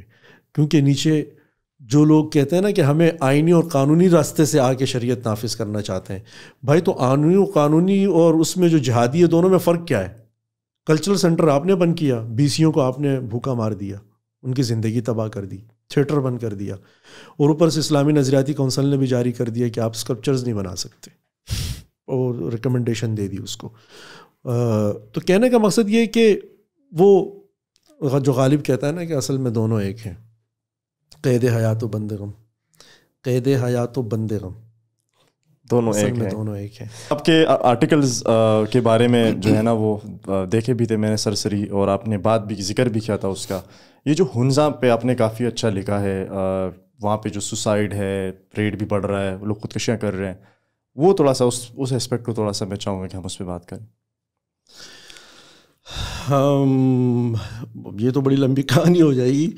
ہنزا تو بیسیکلی ہنزا ویسے وہاں کے لوگ ناراض ہوتے ہیں جب وہاں کی چیزوں کو بہت زیادہ گلوریفائی کیا جائے, بہت زیادہ ان کی تعریف کی جائے, اس لیے کہ politically they are very much aware, اور ان کو لگتا ہے کہ ہمارے جو معاملات ہیں, ہمارے جو مسائل ہیں, ہماری جو مشکلات ہیں, ان کو یہ جو آپ کے تعارفی جملے ہوتے ہیں اور آپ کی یہ جو گلوریفیکیشن ہوتی ہے کہ وہاں ٹورزم بہت اچھا ہے, لوگ بہت اچھے ہیں, تو فلاں ہیں, تو ڈمکاں ہیں, بلکہ ہمارے اس سے ہٹ کر بڑے مسائل ہیں جو وہاں کے سن آف دا سوائلز ہیں.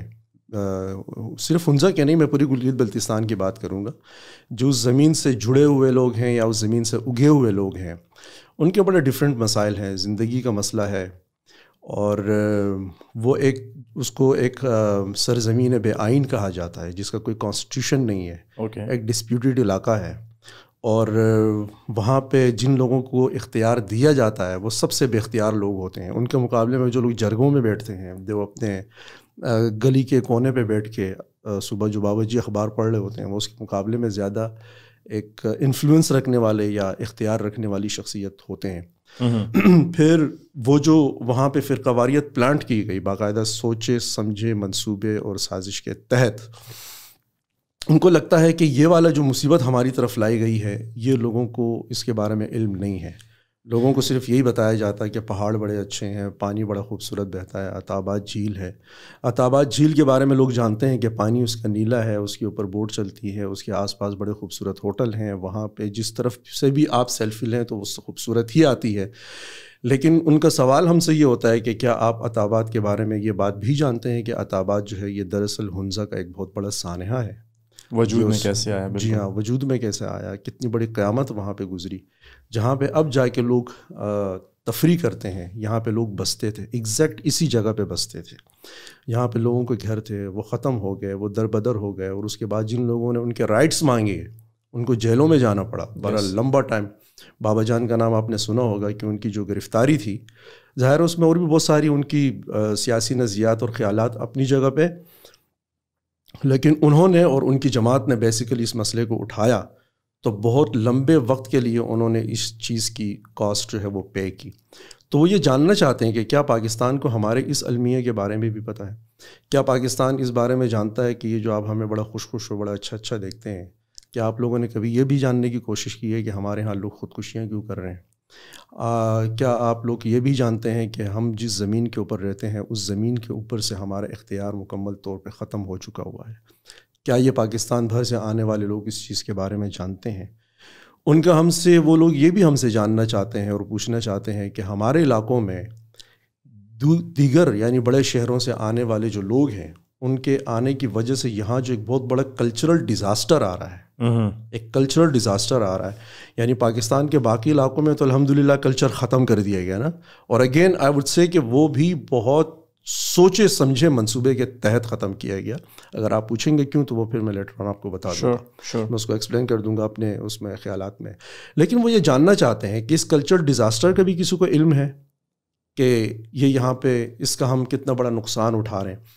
ابھی اس وقت گلگت بلتستان کے اندر ایک بہت بڑا مسئلہ جو ہے وہاں کی زمین کے حوالے سے چل رہا ہے، جو میں نے ریپیٹڈلی میرا خیال ہے کہ میں تیسری مرتبہ بول رہا ہوں. وہ لوگ باقاعدہ ایک موومنٹ چلائے ہوئے ہیں، وہ اس حوالے سے بڑے حساس ہو چکے ہوئے ہیں کہ دوسرے علاقوں سے جو لوگ آ رہے ہیں وہ ہماری زمینیں خرید رہے ہیں. یہ وہی اسرائیل و فلسطین والا معاملہ جو ہے وہ وہاں پہ اس حوالے سے لوگ جو ہے وہ کافی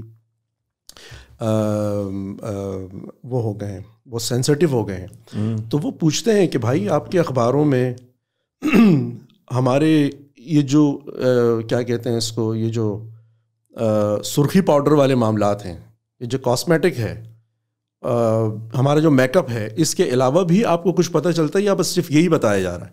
اگر صرف یہی بتایا جا رہا ہے تو جو کہ ان کا احساس ہے کہ صرف یہی بتایا جا رہا ہے، تو اس کی وجہ سے ان کی ناراضگی ہم سب سے، پورے پاکستان سے، مختلف ریاستی اشرافیہ سے. پہلے تو وہ صرف ریاستی اشرافیہ سے ناراض رہتے تھے، اب وہ آپ سے بھی ناراض ہیں، مجھ سے بھی ناراض ہیں. Because of the ignorance. Exactly. آپ جس کو بھی اگنور کریں گے، اگنورنس تو چلے پھر بھی کوئی برداشت کر لے گا، آپ نے اگنور کر دیا زیادہ سے زیادہ تو ویل لیفٹ کرو، جانے دو.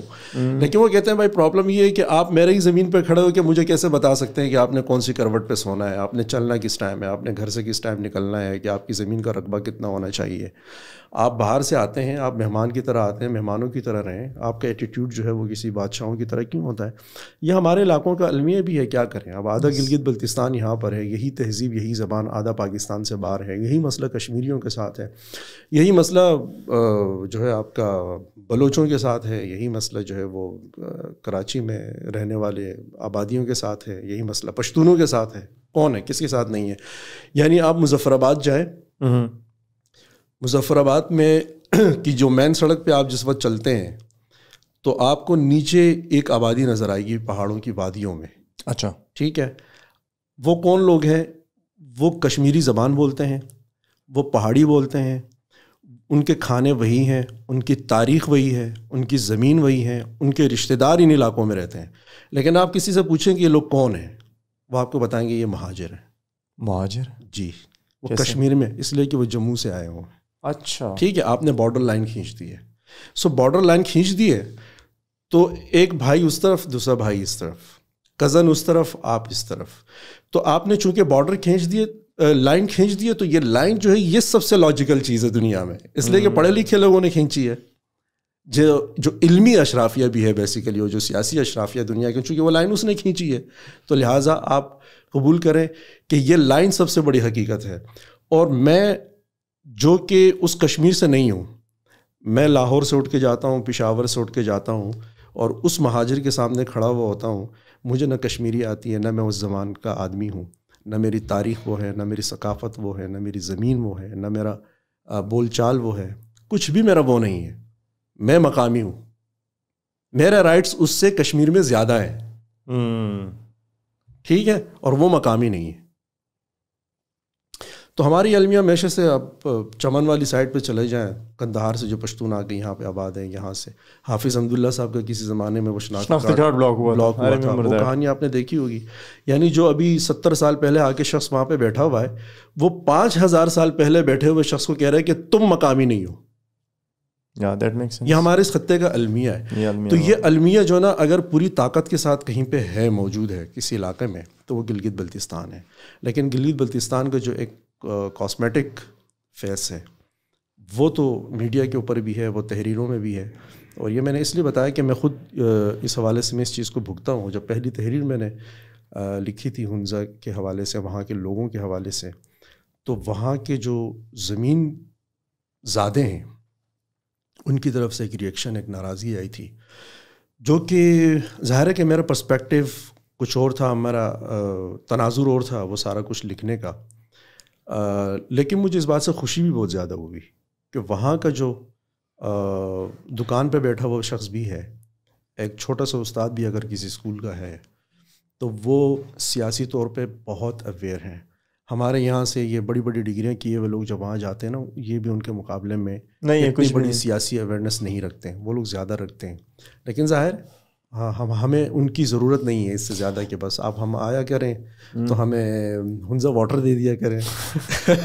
واقعی میں ٹھیک ہے، چترال جائیں تو ہمیں سلاجید چاہیے، ہنزا جائیں تو ہمیں ہنزا واٹر چاہیے.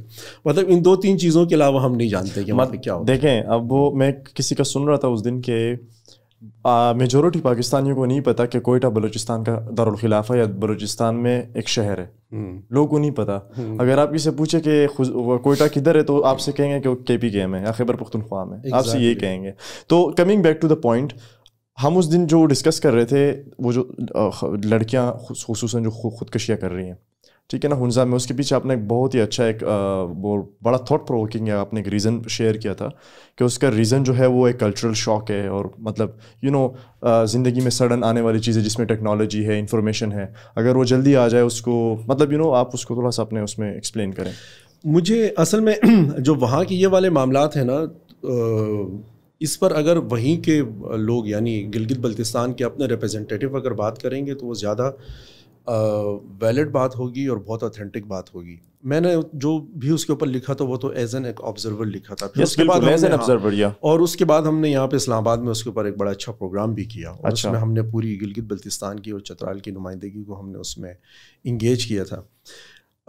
لیکن جو وہاں کا مسئلہ ہے نا، وہ صرف وہاں کا مسئلہ نہیں ہے، وہ اس وقت پورے پاکستان کا مسئلہ ہے آنیسٹلی. کیونکہ جو جنریشن گیپ جس طاقت کے ساتھ آ گیا ہے، لوگوں کے خیالات کے اندر جو تبدیلیاں آ رہی ہیں. آپ مثال کے طور پہ آپ کے اپنے گاؤں کی کوئی لڑکی ہو، آپ چھوڑ دیں ہنزا گلگت بلتستان چترال کو، آپ کے اپنے گاؤں کی کوئی لڑکی ہو، وہ کراچی چلی گئی ہے اور اس نے وہاں پہ زیبسٹ میں تعلیم حاصل کی ہے یا NID میں پڑھی ہوئی ہے یا آگے جا کے حبیب سے پڑھی ہے. اب جب پڑھ لیا تو اس کا ایکسپوجر ہو گیا، اس نے دنیا دیکھ لی، اس کے خواب بننا شروع ہو گئے، ٹھیک ہے، اس کی ایکسپیکٹیشنز بڑھنا شروع ہو گئیں، اور اس نے امکان کی دنیا جو ہے وہ اس کے سامنے کھلنا شروع ہو گئی ایک بڑے پیمانے پہ. اب آپ اس کو کہتے ہیں کہ آپ واپس آئیں، وہ کہتی ہے کیوں؟ آپ کہتے ہیں اس لیے کہ آپ کے کزن کے ساتھ آپ کی شادی ہونی ہے. وہ چلا جاتا ہے، اور جس کزن کے ساتھ اس کی شادی ہو رہی ہے وہ بس ایسی کوئی مطلب very average person of the village, مطلب کہنا نہیں چاہیے لیکن بس کسی واجبی سا ایک انسان ہوتا ہے. اس کی ٹوٹل کوالیفیکیشن یہ ہوتی ہے، مطلب اس خاتون نے اس کے ساتھ زندگی گزارنی ہے، اس کی سننی ہے، اس کو برداشت کرنا ہے، اس کو سہنا ہے، اور اس کی خدمت گزاری کرنی ہے. صرف اس کی بھی نہیں کرنی ہے، اس کے جو والدین ہیں اس کو بھی اس نے دھیان رکھنا ہے، جو اس کے بہن بھائی ہیں اس کا بھی اس نے خیال رکھنا ہے. ٹھیک ہے، تو ہمارے تو پاکستان میں ویسے بھی اللہ کا شکر ہے، والدین جب رشتہ کرواتے ہیں اپنے بیٹے کا تو وہ تو بیسیکلی بیٹے کے لیے تو نہیں کروا رہے ہوتے، اپنے لیے کروا رہے ہوتے ہیں. اور اگر میرے گھر میں ایک بیٹی ہو اور وہ بیاہ رہی ہو کہیں پہ، تو میری کوشش یہ ہوتی ہے اب چونکہ یہ جا رہی ہے تو پیچھے کھانا خالی ہو رہا ہے، تو اس ریپلیسمنٹ کے لیے اب دوسری لڑکی لانا بڑا ضروری ہے تاکہ گھر کے اندر جو معاملات ڈسٹرب ہو گئے وہ واپس کنٹینیو ہو جائے. تو بہرحال اب وہ لڑکی آپ نے اس کی سننی ہے، اس کی خدمت گزاری کرنی ہے. کیوں؟ صرف اس لیے کہ اس شخص کی ٹوٹل کوالیفیکیشن یہ ہے کہ وہ مرد ہے، کل ملا کے یہ اس کی کوالیفیکیشن ہے، اور وہ برتر رہے گا، وہ افضل رہے گا. وہ باقی اصطلاحات نہیں استعمال کرتے ورنہ کچھ سنجیدہ قوانین ہماری طرف متوجہ ہو جائیں گے. یا پھر یہ کہ مثال کے طور پہ وہ آپ کا نگہبان رہے گا. آپ نے نوکری کرنی ہے نہیں کرنی ہے یہ اس نے فیصلہ کرنا ہے، جو کہ خود نوکری کے اہل ہے، خود نوکری کے اہل نہیں ہے. آپ نے کتنا گھر سے نکلنا ہے کیا ہے یہ آپ کا ٹائم ٹیبل وہ سیٹ کرے گا، آپ کے کیلنڈر کے اوپر مارکنگ وہ کرے گا. ٹھیک ہے، آپ کے سارے معاملات اس نے دیکھنے. تو سوال یہ ہے کہ اور وہ لڑکی جو ہے چونکہ وہ ایک جبر میں رہتی ہے اور ایک سوشل پریشر ہے، اور اس نے اپنی اماں کو بھی منہ دکھانا ہے، ابا کو بھی دکھانا ہے، اس کے بعد اس کے پاس اس کے علاوہ کوئی چارہ نہیں ہے کہ بٹ ٹھیک ہے اب آپ سارے کے سارے مجھ سے اصرار کر رہے ہیں تو شاید ایک تو بات یہ ہو سکتی ہے کہ میں غلط ہوں، ٹھیک ہے، اور واقعی میں بگڑی ہوئی ہوں، اور دوسری بات یہ ہے کہ سوشل پریشر کے آگے تو میں اتنا زیادہ اس کو میں مطلب یہ کہ اس کو ریزسٹ نہیں کر سکتی، تو چلیں کر لیتے ہیں شادی. لیکن 1 سال 2 سال 3 سال اب اس کے بچے ہو جائیں گے، وہ تو اپنے بچوں کو بھی ویسے نہیں بنا سکتی جیسے وہ بنانا چاہے گی، کہ باپ ایسا نہیں ہے. جہاں باپ بھی ایسا نہیں ہے، شوہر اس کا ایسا نہیں ہے. ٹھیک ہے، یہ شوہر نے طے کرنا ہے کہ اس کے بچے کیسے بنیں گے. تو یہ گھٹتے at the end of the day اس خاتون نے کیا کرنا ہے؟ اس نے سوسائڈل ہی ہونا ہے، اس نے ڈپریسڈ ہی ہونا ہے. لیکن اس کے مقابلے میں وہ خاتون اتنی ڈپریسڈ نہیں ہوگی جو کہ اس گاؤں کے اندر تھی، اس گاؤں سے باہر نکلنے کا اس کو موقع نہیں ملے گا. وہ سکون شانتی میں رہے گی، اس لیے کہ اس کو نہیں پتا کہ اس پہاڑ سے آگے کیا ہے. اس کو یہ نہیں پتا کہ فتح جنگ کس طرف ہے اور تلگنگ کس طرف ہے. ٹھیک ہے، پشاور کو کون سا راستہ، اس نے صرف یہ سنا ہوا ہے اپنے ان رشتہ داروں سے جو نوکریاں کرنے کے لیے باہر جا رہے ہیں اور واپس آ رہے ہیں یا پڑھنے کے لیے جا رہے ہیں. لیکن اس کے دماغ یعنی اس کے دل میں زیادہ سے زیادہ یہ ہوگا کہ بس یہ کراچی ایک دفعہ دیکھ لوں 5 دن کے لیے جائے گی واپس آ جائے گی. لیکن تو اس کے جو ہے نا وہ مینٹل ایشوز نہیں ہوں گے جو اس والی لڑکی کے ہیں کہ جس کے سامنے امکانات کی دنیا کھل گئی ہے. ٹھیک ہے، سم ہاؤ مطلب کہیں نہ کہیں یہ مسئلہ جو ہے بڑے پیمانے پہ، کیونکہ ابھی یہ وقت بہت کم ہے، ورنہ ہم گلگت بلتستان کے کانٹیکس میں بات کرتے ہیں وہاں پہ اور بہت سارے مسائل بھی ہیں. مثلا آپ کو پتہ ہے نا کہ ہنزہ جیسے علاقے یا شیر قلعہ جیسے علاقوں میں جو لٹریسی ریٹ ہے وہاں کا وہ تقریباً پہنچ گیا ہے کم و بیش کوئی 100% پہ. خواتین کا تو 100% پہ چلا ہی ہے. اچھا ہاں، اور مردوں کا تو شاید ہو سکتا ہے 95 اور 97. وہ میرا مطلب یہ کوئی 19-20 کوئی فرق ہوگا، 90 سے تو اوپر ہی ہے. تو مطلب پڑھے لکھے لوگ تھرو آؤٹ پڑھے لکھے لوگ ہیں. اب مسئلہ یہ ہے کہ ان پڑھ تو لیا، اب کہاں کھپایا جائے؟ وہیں ہے. مطلب صبح ہوتی ہے تو وہی پہاڑ ہوتے ہیں، وہی پانی ہے، وہی سب کچھ ہے. کریم آباد میں پانی نہیں ہے تو فلاں جگہ یہ نہیں ہے، تو بجلی کا مسئلہ ہے. اور جو آپ کے روزگار کے یا اپنی تخلیقی صلاحیتوں کو آزمانے کے لیے جو امکانات ہیں وہ بہت کم ہیں. ان کے پاس بہت کم اپرچونیٹیز ہیں کہ وہ ان کو یوٹیلائز کریں، اپنی ایبلٹیز کو، اپنی اسکلس کو. تو اس کی کوئی کھپت نہیں ہے، اور خاص طور سے خواتین کے لیے تو پھر اس سے بھی زیادہ نہیں ہے. اس لیے کہ وہاں بھی ٹھیک ہے، اس کے باقی علاقوں کے مقابلے میں وہاں پہ مردوں کے جو تعلیمی ریشو ہے، خواندگی کا لٹریسی ریٹ وہ زیادہ ہوگا. لیکن وہاں پہ بھی جو شوہر جو اپنی بیوی کا شوہر ہوتا ہے، شوہر سے میری مراد یہ کہ ایک بااختیار آدمی جو کہ حاکمیت ہے جس کی اس گھر کے اوپر، اس کی بھی کوالیفیکیشن اصل میں مرد ہونا ہی ہوتی ہے. تو اب جو لڑکی ہے وہ بھی ویل کوالیفائڈ ہے، وہ کہاں جائے؟ تو اس کو پھر یہی رستے دکھنا شروع ہو جاتے ہیں کہ اگر اس پہاڑ سے چھلانگ لگا لی جائے تو کیسا لگے گا، جو دریا ہے اس میں اگر کود جائے تو کیسا لگے گا. تو بس یہ ہے. ہاں، ان کا ہمارے باقی علاقوں میں یہ ہوتا ہے کہ کم از کم جب ہم ڈپریسڈ ہوتے ہیں نا تو ہم یعنی ہمارے پاس اور بہت سارے مواقع ہیں اپنے کتھارسس کا. مثال کے طور پہ اگر میں ٹیچر ہوں تو اپنے اسٹوڈنٹس کو مار لوں گا، اگر باپ ہوں تو اپنے بچوں کو پیٹ لوں گا، شوہر ہوں تو اپنی بیوی کو بھی مار لوں گا، ہوں تو ناراض ہو جاؤں گا. ہاں، اور اگر میں دکان جا رہا ہوں، آفس جا رہا ہوں، کچھ میرے ماتحت لوگ کام کر رہے ہیں تو ان کے ساتھ بگڑ جاؤں گا. اب مکینک ہوں تو وہ چھوٹے کو جو نا بار بار اس کی جو نا گدی لال کرتا رہوں گا. آفس چلا گیا تو اپنے سب آرڈینیٹس پہ نکال لوں گا، جو میرا سب آرڈینیٹ ہے وہ باقی اپنی ٹیم پہ نکال لے گا، جو باقی ٹیم ہے وہ کلائنٹس پہ چلے جائیں گے. تو ایک بڑا ایک سرکل بنا ہوا ہے ان کا. ٹھیک ہے، ہم سڑک پہ نکلیں گے، ٹریفک میں لڑ جائیں گے. اب وہاں جائیں گے تو بڑا پیس ہے، کام ہے، کوئی اس طریقے کی لڑائی جھگڑے بلا وجہ کے غیر ضروری نہیں ہے. جب نہیں ہے تو وہ اپنے ہی اندر وہ کتھارسس نہیں ہو پا رہا ہوتا، تو پھر آخر وہ پھر مطلب آپ کا نقصان کرنے کے بجائے وہ اپنی کہانی جو ہے وہ آسانی کے ساتھ ختم کر دیتے ہیں. اب ہمارے علاقوں میں باقی دنیا میں اگر آپ دیکھیں گے، میرا خیال ہے کہ گلگت بلتستان پہ ہمیں زیادہ بات اس لیے نہیں کرنی چاہیے کہ میں وہاں سے ہوں نہیں، ریپرزنٹیشن میری نہیں ہے وہاں سے.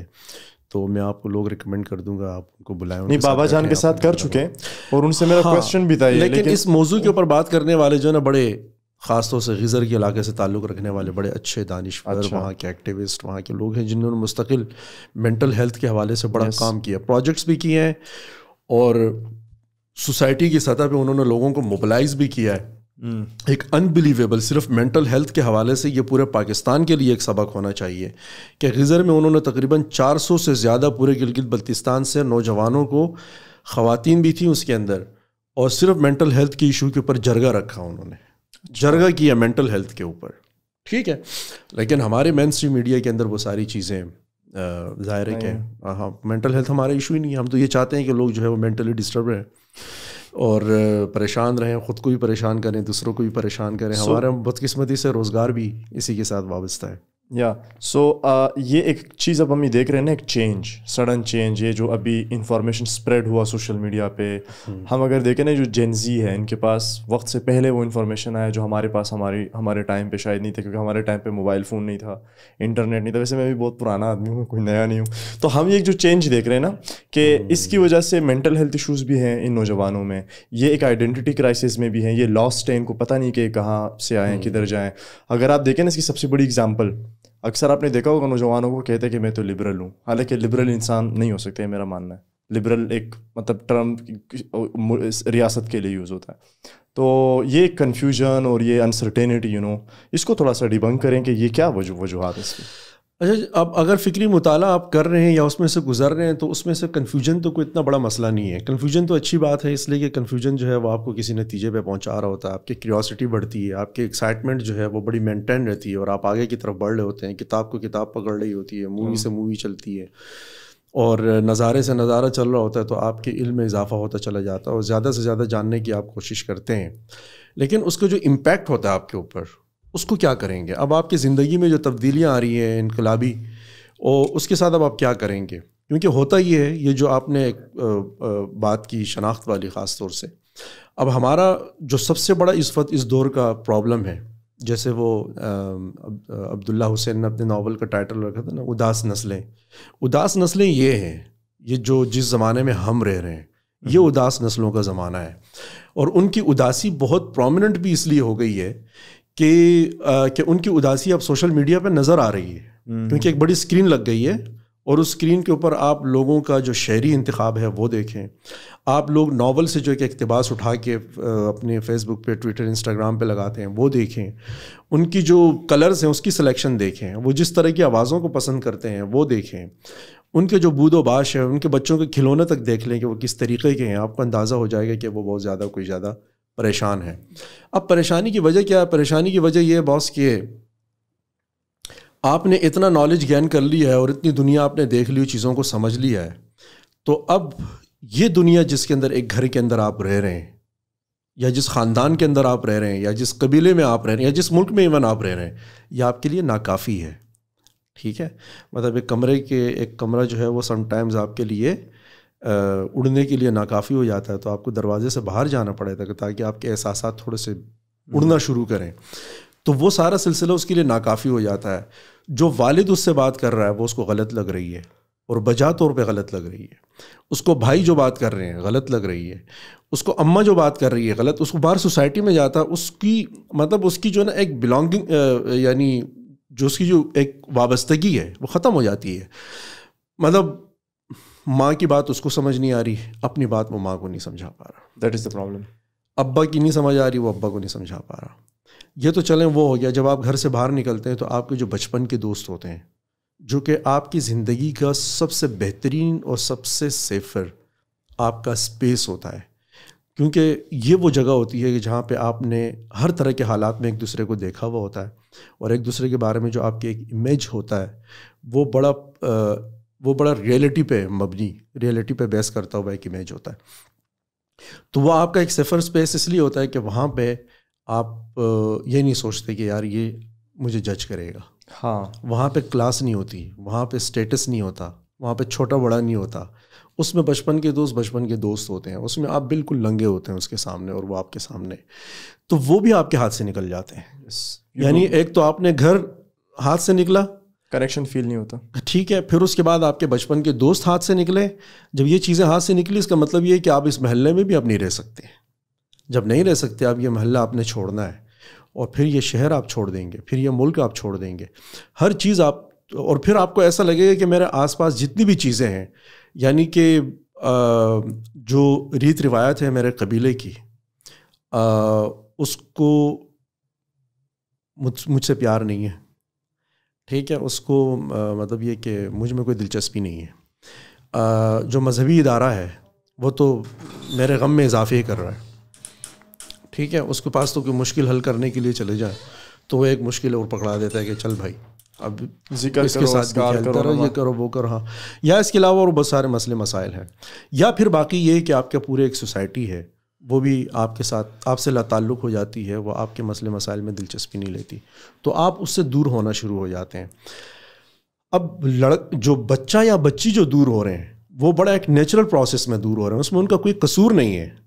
یعنی کیوں وہ گزارا کرے ان خیالات کے اوپر یہ جو اس کی سمجھ سے باہر ہیں, وہ کیوں گزارا کرے ان روایتوں کے اوپر یہ جو اس کی سمجھ سے باہر ہیں. لیکن میں نے بطور باپ یا بطور ماں اس کے لیے گھر میں وہ سپیس نہیں چھوڑا کہ جہاں وہ میرے ساتھ بیٹھ کے بات کر سکے یا میں اس کو تھوڑی توجہ دے سکوں, اس کی بات سن سکوں. نہ اس علاقے کے مبلغ نے اس کو وقت دیا, نہ اس علاقے کے دوستوں نے اس کو وقت دیا, تو وہ چلا یہ ہاتھ سے نکلنا شروع ہو گیا. At the end of the day کیا ہوتا ہے کہ آپ جاتے ہیں, آپ عمر کی 30ویں سال میں ہوتے ہیں, 25ویں میں ہوتے ہیں یا 32ویں میں ہوتے ہیں, اب آپ اپنا نیا سوشل سرکل بناتے ہیں, کیونکہ آپ ایک خیمہ بستی سے تو نکل گئے نا, اب آپ کو ایک اور پناہ چاہیے, الٹرنیٹیو تو آپ کو چاہیے. اب جب آپ جائیں گے تو آپ اپنا ایک سوشل سرکل بنائیں گے. جن لوگوں کے ساتھ آپ کا سرکل بنے گا انہوں نے آپ کو جاننا شروع کیا ابھی عمر کے 28ویں سال سے, عمر کے 32ویں 35ویں 40ویں سال سے, تو بیسیکلی وہ آپ کو نہیں جانتے, لیکن آپ کو ان کے ساتھ کتھارسس ہو جاتا ہے. مطلب کہ آپ اپنے دل کی بات ان سے کہہ لیتے ہیں, فکری اور نظریاتی طور پہ جو آپ کی اپنی ذہنی اور دماغی پرابلم ہے وہ اس سے نہیں بیان کرتے ہیں. کر بھی دیتے ہیں ایک وقت میں جب آپ بہت زیادہ بھرے ہوئے ہوتے ہیں, آپ اس کے ساتھ اپنی بات کر لیتے ہیں, لیکن ایک وقت آتا ہے کہ پھر آپ کو لگتا ہے کہ شاید یار یہاں پہ تھوڑا سا کوئی کلاس ڈفرینس کا مسئلہ بھی ہے, یہاں پہ شاید کوئی کلچر کا بھی بڑا مسئلہ ہے, اور یہاں پہ شاید ہمارے جو ہے نا تہذیبی مسائل بھی ہیں. تو میں جس طرف سے آ کے اپنا مسئلہ بتانے کی کوشش کر رہا ہوں یا کر رہی ہوں, اس تک وہ مسئلہ پہنچ ہی نہیں رہا, اور یہ الٹا میرے مسئلے کو مذاق سمجھ رہا ہے, کیونکہ کلاس ڈفرینس ہے, بہت سارے ڈفرینسز ہیں. یہ میرے مسئلے کو مذاق سمجھ رہا ہے. جب وہ آپ اس کے مسئلے جب اس کو فیل ہوتا ہے کہ یہاں یہ جگہ, تو اس کو فیل ہوتا نہیں ہے بلکہ اس کو فیل ہو جاتا ہے کہ یہ وہ جگہ نہیں ہے کہ جہاں پہ اوپن اپ کیا جا سکتا ہے, اپنا دل نکال کے باہر رکھا جا سکتا ہے. اب ہوتا کیا ہے کہ اس پورے سرکل میں جو آپ نے ایک نئی دنیا اپنے لیے تخلیق کی ہے, اس نئی دنیا میں آپ نئے نئے ماسک اپنے چہرے پہ چڑھانا شروع کر دیتے ہیں. تو کم و بیش میں سمجھتا ہوں کہ ایک سمجھدار انسان جو کہ خاص طور سے خواتین کا ذکر میں اس لیے کروں گا کہ آپ نے دیکھا خاص طور سے خواتین کا یہ مسئلہ دیکھا ہوگا کہ جو پروگریسو سرکلز میں ہوتی ہیں ان کے جو ڈپریشن کے مسائل ہوتے ہیں وہ زیادہ ہوتے ہیں, اس لیے کہ اس سوسائٹی میں مرد کا بغاوت کرنا اپنے ریت روایت سے یا خاندان سے وہ ایک اور معنی ہے اس کا, اور جب ایک خاتون بغاوت کرتی ہے تو اس کا معنی تو بالکل ٹوٹلی ڈفرینٹ ہے, وہ مرد اس تک پہنچ ہی نہیں سکتا, اس کی وہاں تک پہنچ ہی نہیں ہے. ٹھیک ہے, اب ایک مرد جو اپنا ایک نیا سوشل سرکل بنا رہا ہے اس کے لیے بنانا بہت آسان ہے, وہ اپنے لیے ایک متبادل خیمہ آسانی سے تلاش کر لے گا. ٹھیک ہے, وہ اس طریقے سے نہیں ہوگا جو وہ چھوڑ کے آیا ہے, لیکن پھر بھی وہ وہاں پہ اس کو مسئلے مسائل نہیں ہوں گے, ایک آنرشپ وہاں پہ بھی اس کے پاس ہوگی, وہ خیمہ کم از کم اس کا ہوگا, وہ سڑک اس کی ہوگی. لیکن جو لڑکی نکل کے باہر آئی ہے اس کا کچھ نہیں ہوتا, اور اس کے لیے اپنی دنیا تخلیق کرتے وقت بڑے مسائل اس لیے ہو رہے ہوتے ہیں کہ جس کے پاس بھی وہ جا رہی ہے تو اس شخص کے لیے وہ ذات ایک جسم سے زیادہ کچھ بھی نہیں ہے. ٹھیک ہے, تو وہ اب خاتون جو ہے وہ ہر سال کے بعد ایک نئے دھوکے سے, ایک نئے فراڈ سے, ایک نئے مسئلے سے, ایک نئے پریشانی سے جو ہے وہ گزر رہی ہے. بہرحال تو یہ جو ہم اس کا نتیجہ یہ نکلتا ہے کہ ہم پھر ماسک پہن لیتے ہیں, اور جب ماسک پہنتے ہیں تو اب ہم گھر آئیں گے تو ہم نے ایک ماسک چڑھایا ہوا ہوگا, صبح آفس کے لیے نکلیں گے تو ایک ماسک پہنیں گے.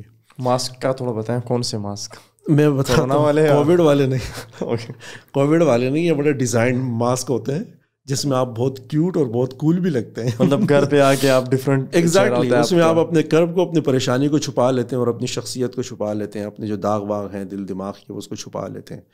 تو آفس والوں کو نہیں پتا کہ یہ شخص جو ہمارے سامنے بیٹھا ہوا ہے یہ کون ہے, یہ کیا کرتا ہے, ٹھیک ہے, اس کے مسئلے کیا ہیں, اس لیے کہ آپ نے ماسک چڑھایا ہوا ہے.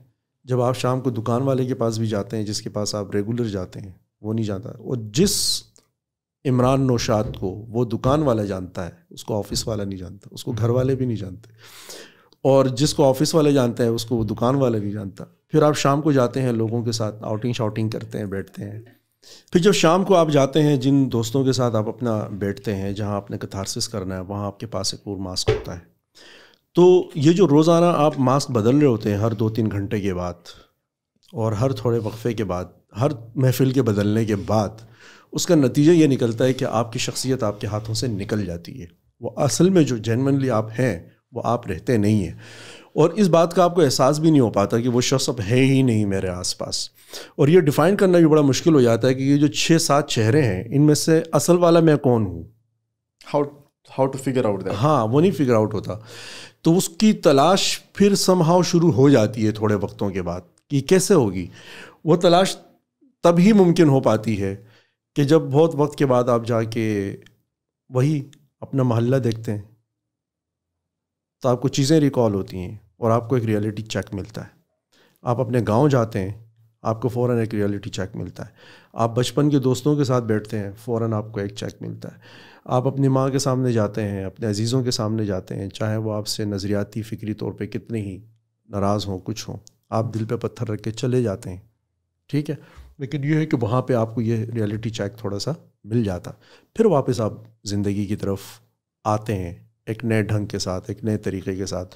لیکن وہ گھن چکر ظاہر سی بات ہے کہ وہ ماسک ابھی بھی آپ کی ضرورت ہے, لیکن آپ کو یہ محسوس ہونا شروع ہو جاتا ہے کہ کچھ پرابلم ہے زندگی میں. اب یہ جو چیزیں ہیں, مثال کے طور پہ آپ مثلا جو سوشل میڈیا والے ہمارے جو معاملات ہیں, سب سے جو خطرناک ماسک ہے نا وہ یہاں والا ہے, سوشل میڈیا والا. کیسے؟ وہ ایسے کہ یہاں پہ آپ مثال کے طور پہ, میں جیسے باقی میں آپ سے کہا کہ آفس میں آپ بہت بدلے ہوئے ہوتے ہیں, کہیں اور بدلے ہوئے ہوتے ہیں, اسی طریقے سے جب آپ سوشل میڈیا پہ آتے ہیں اور وہاں پہ آپ اگر پوڈ کاسٹر بن کے بیٹھے ہوئے تو آپ کا چہرہ جو ہے نا وہ بنیادی طور پہ بہت سارا جو اس کا حصہ ہے نا وہ مائک کے پیچھے چھپا ہوا ہے, دکھ رہا ہے. میں اگر لکھ رہا ہوں تو میرا ایک بہت بڑا حصہ, بلکہ اس میں زیادہ آسانی ہوتی ہے, آپ الفاظ کے پیچھے اور اپنے لائنوں کے پیچھے اور اپنے فکروں کے پیچھے جا کے چھپ جاتے ہیں مکمل طور پہ, اور آپ کی ایک نئی شکل ابھر کے سامنے آتی ہے. اور وہ شکل بڑی, یعنی کہ جب لوگ اس کو اکنالج کر لیتے ہیں اس شکل کو, تو آپ کو بھی یقین آنے لگتا ہے کہ شاید یہی اصل والی شکل ہے. اچھا ٹھیک ہے, آپ خود ہی اس کے ساتھ آپ کی اٹیچمنٹ ہو جاتی ہے کہ ہاں یار ہے تو یہی, اس لیے کہ باقی سب کہہ رہے ہیں. وہ ایک لڑکا تھا نا, وہ آیا گلی میں تو لڑکے کرکٹ کھیل رہے تھے, تو اس نے کہا تم لوگ یہاں کرکٹ کھیل رہے ہو, پچھلی گلی میں بندہ جو ہے ٹافیاں بانٹ رہا ہے.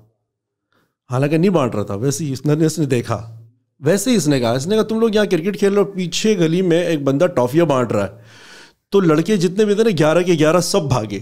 صحیح. جب بھاگے تو یہ خود پریشان ہو گیا کہ سچی میں تو نہیں بانٹ رہا, یہ بھی ساتھ بھاگا. اچھا, مجھے لگا اس نے کسی وجہ سے کہا ہوگا کہ نہیں, وہ ساتھ اس نے کہا بھائی یہ سارے کے سارے بھاگ گئے تو یہ تو واقعی کوئی نہ بٹ رہی ہو. ٹھیک ہے, حالانکہ اس کو پتا تھا کہ میں نے ویسے ہی بولا ہے.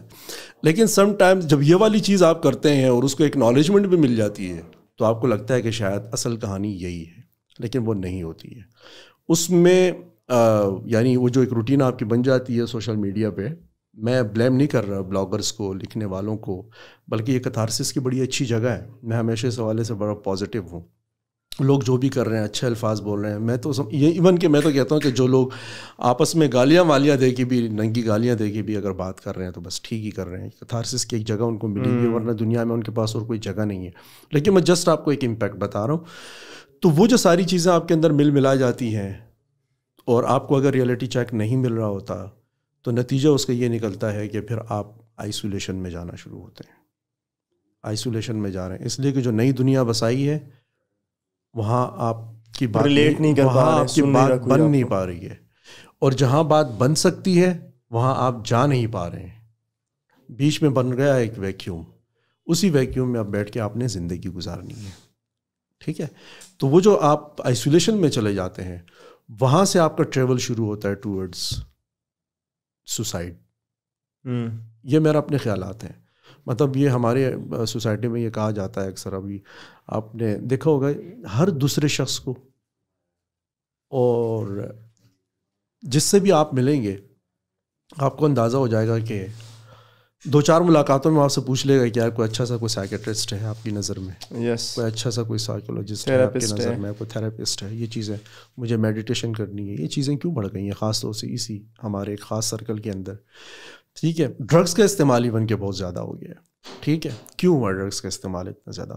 اسی لیے ہوا ہے کہ لوگ پناہیں ڈھونڈ رہے ہیں, لوگ بھاگ رہے ہیں, ان کو پناہیں نہیں مل رہی ہیں, اور لوگوں نے ان کو چھوڑ دیا ہے, بس ان کو اپنے حال پہ چھوڑ دیا ہے, اور لوگ ان کو پوچھ نہیں رہے کہ بھائی کیا کرنا ہے, کیسے کرنا ہے. خاص طور سے میں والدین کی بات کروں گا, ٹیچرز کی بات کروں گا, جو آپ کے بنیادی ادارے ہوتے ہیں سوسائٹی کے, ان سب نے اس کو چھوڑ دیا ہے. وہ ایک بس کٹی ہوئی پتنگ ہے, جا رہا ہے, لیکن وہ انسان ہے, اس کو پناہ چاہیے. وہ کبھی کسی الٹے سیدھے سوشل سرکل میں جا کے پناہ لیتا ہے, کبھی وہ ڈرگز میں پناہ لیتا ہے. اور ڈرگز تو اس لیے بھی بڑھ رہی کہ ڈرگز کی جو پناہ ہے وہ بڑی لانگ لاسٹنگ ہے, اس میں آپ کئی دن کا ٹریول آپ کا چلتا ہے, تو اس لیے آپ وہاں پہ پناہ لینے میں زیادہ آسانی آپ کو ہوتی ہے, وہ وہاں کر رہے ہیں. اور جب آپ اس کی طرف جا رہے ہوتے ہیں, خودکشی کی طرف, تو اس وقت بھی ظاہر ہے کہ کم ہی کوئی ہوتا ہے. یعنی تسلی دلاسا دینے والے لوگ تو ہوتے ہیں, کوئی شک شبہ نہیں ہے. آپ کے دوست آتے ہیں, آپ کو پوچھتے ہیں, کوشش کرتے ہیں کہ جو ڈپریشن والا معاملہ ہے یہاں سے آپ کو نکالا جائے, کوئی پرابلم حل کی جائے. لیکن مسئلہ یہ ہے کہ یہ والی جو پرابلم ہے نا, یہ سائیکیٹرسٹ کو بھی نہیں پتہ. یہ ہے اصل میں پرابلم. وہ پھر آپ کو کہتا ہے آپ کو کلینکل ڈپریشن ہے. کلینکل ڈپریشن کیا ہوتا ہے؟ وہ کہتا ہے کہ یہ ایک ایسا ڈپریشن ہے جس کے پیچھے کوئی ریزن نہیں ہوتی, کوئی وجہ نہیں ہوتی, مفت میں ہوتا ہے. اب مفت میں اس لیے لگ رہا ہے کہ بظاہر, جو میں ہنزا والوں کی مثال دوں گا, ہنزا کی کسی خاتون جس نے خودکشی کی ہے, اگر اس کو آپ نے پہلے دیکھا ہو, آپ اگر اس کی خودکشی کی خبر پڑھ لیں یا سن لیں, آپ حیران ہو جائیں گے کی کیوں. ٹھیک ٹھاک تھا, کل شام کو ساتھ بیٹھا ہوا تھا یا بیٹھی ہوئی تھی, رات تک ٹھیک بات ہو رہی تھی, زندگی میں کوئی پرابلم نہیں تھی, ویل کوالیفائڈ تھی, اور اچھی اس کے پاس نوکری تھی, سب کچھ تھا, اس کے باوجود خودکشی کر لی. کیوں؟ یہ جو ہے نا, یہ نہیں پتہ دوستوں کو کہ یہ خودکشی کی طرف معاملات جو ہے نا یہ کیوں جا رہے ہیں. تو وہ نہیں پکڑ پاتے ہیں, بس کہتے ہیں یار سب ٹھیک تو ہے, دیکھو نا زندگی میں سب برابر نہیں ہے. اس کی زندگی میں مثلا بنیادی طور پہ جو پرابلم آئی وہ یہ آئی کہ اس کو ٹرانزیشن کے لیے کوئی راستہ نہیں, مطلب اس کو کوئی ٹرانزیشنل پیریڈ ہی نہیں ملا.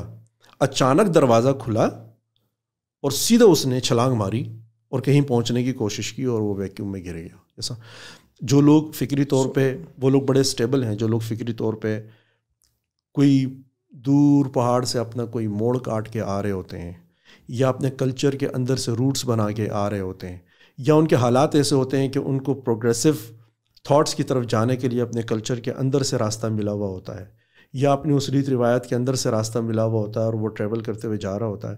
تو اس میں فائدہ یہ ہوتا ہے کہ وہ ایک چیز کو ڈائجسٹ کرتے ہیں, آگے بڑھتے ہیں, ڈائجسٹ کرتے ہیں, آگے بڑھتے ہیں. لیکن جب آپ اچانک سامنے چیز آ جاتی ہے نا, جیسے ایک تو ماڈرنٹی ہے اور ایک ماڈرنائزیشن ہے. ماڈرنائزیشن وہ ماڈرنٹی ہے کہ جو بیسیکلی آپ کے منہ پہ مار دی گئی ہے, آپ پہ تھوپ دی گئی, یعنی تھوپ دی گئی, آپ کے اوپر گر گئی آ کے اچانک سے, آپ چل رہے تھے رستے میں, اوپر سے آ کے and now you don't know how to balance it. ہاں, تو آپ اس کو کیسے ہضم کر پائیں گے؟ آپ نے جو کچھ ملا اس کا ذائقہ بڑا اچھا تھا, فوراً کھا لیا. اب جو اس کا امپیکٹ ہے اس کے ساتھ کیا کرنا ہے, اس کا کچھ معلومات نہیں ہے. لیکن جو آپ کی ماڈرنٹی ہے,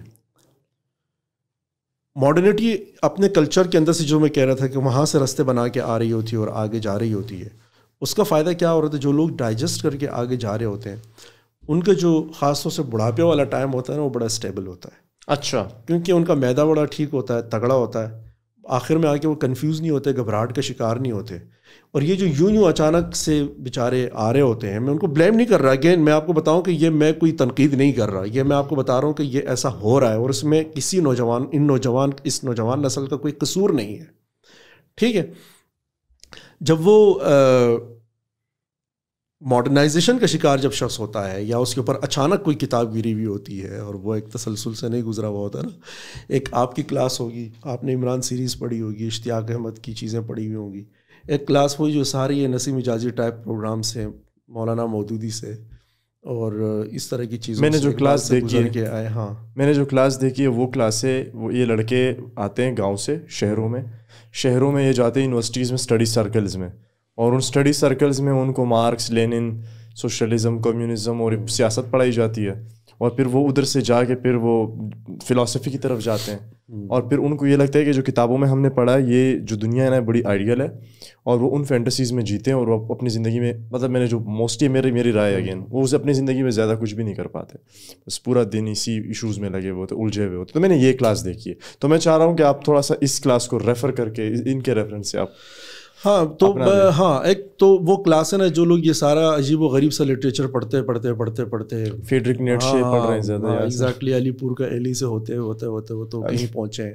اور خدا کرے جو لوگ مطلب یہ کہ عمیرہ احمد کی طرف سے بھی آ رہے ہوتے ہیں تو مجھے کوئی پرابلم نہیں ہوتی ہے, اس لیے کہ وہ جان نے کہا تھا نا, وہ عادل زادہ صاحب نے ایک انٹرویو کیا تھا جان صاحب کا, تو جان صاحب نے کہا کہ شاید انہوں نے کیا تھا یا کسی اور نے, تو جان صاحب نے کہا کہ اس بات سے کوئی فرق نہیں پڑتا کہ کسی کے ہاتھ میں کون سی کتاب ہے. یہ بات پازیٹیو ہے اپنی جگہ پہ اٹ سیلف کہ اس کے ہاتھ میں کتاب ہے, اس لیے کہ کتاب ہی دوسری کتاب کو پکڑتی ہے, کتاب سے ہی دوسرے کتاب کا رستہ نکلتا ہے. اور اس طریقے سے جو رستہ نکل کے جا رہا ہوتا ہے وہ کافی اسٹیبل سے ہوتا ہے. میری یہ رائے غلط بھی ہو سکتی ہے, لیکن جو لوگ جن پہ اچانک سے بیچاروں پہ کوئی کھڑکی کھلی ہوتی ہے نا, یا اچانک سے ان پہ کوئی انکشاف ہوا ہوتا ہے, یا اچانک سے جیسے سوشل میڈیا کے نتیجے میں اچانک سے ایک بہار آ گئی. مثلا ہمارے ہاں جو ایک تھوڑا سا ایک مارا ماری والا ماحول ہے, وہ بھی اس لیے ہے کہ جو لوگ نئے خیالات نہیں سن پا رہے, ان کو لگ رہا ہے کہ یہ نئے خیالات ہیں. یہ نئے نہیں ہیں, یہ پرانے ہو گئے کافی خیالات. ٹھیک ہے, مثلاً یہ جو جس کے ساتھ اب آپ کا آنے والا ایک ڈبیٹ, ایک صاحب ہیں جو کہتے ہیں کہ ڈارون کی تیری نہیں بنائی گئی. ہاں ایگزیکٹلی. تو کہنے کا مقصد یہ کہ یہ ساری تھیوریز آلریڈی موجود ہیں, لوگ اس کو پڑھ کے آگے نکل چکے ہوئے ہیں. جو لوگوں کا پیچھے بچا کچھا رہ گیا وہ ابھی ہمارے لیے نئی بات بن رہی ہے. یعنی ہمارے گھر والوں کے لیے یہ کیوں نئی بات ہے, اس لیے کہ ان تک یہ بات سوشل میڈیا سے پہنچی ہے. اس سے پہلے تو ظاہر ہے کہ کتابیں ممنوع تھیں, لٹریچر گھر میں آتا نہیں تھا, مطلب جو اکیڈمیا تھا اس تک آپ کا کوئی ایکسیس نہیں تھا, تو چیزیں نہیں پہنچ رہی تھیں. تو ہوتا کیا ہے, وہ جو درجہ بدرجہ نکلے ہوئے لوگ ہوتے ہیں نا, پھر بڑھاپے میں جا کے ان کو اچانک سے مذہب نہیں ستاتا. یہ جو اچانک سے ساری زندگی گزارنے کے بعد, مطلب میں بیوروکریسی میں تھا, اور جب چھوڑ دی تو اب میں مطلب وہاں پہ میں نے زندگی کی ساری لبرٹی لی اور سارا کچھ پڑھ لیا بھی, سارا کچھ دیکھ بھی لیا, اور اب میں کہہ رہا ہوں کہ زندگی کا آخری حصہ چلو یار اب تھوڑے سے مذہبی ہو جاتے ہیں, کیونکہ اب میں کنفیوژن کا شکار ہو گیا ہوں.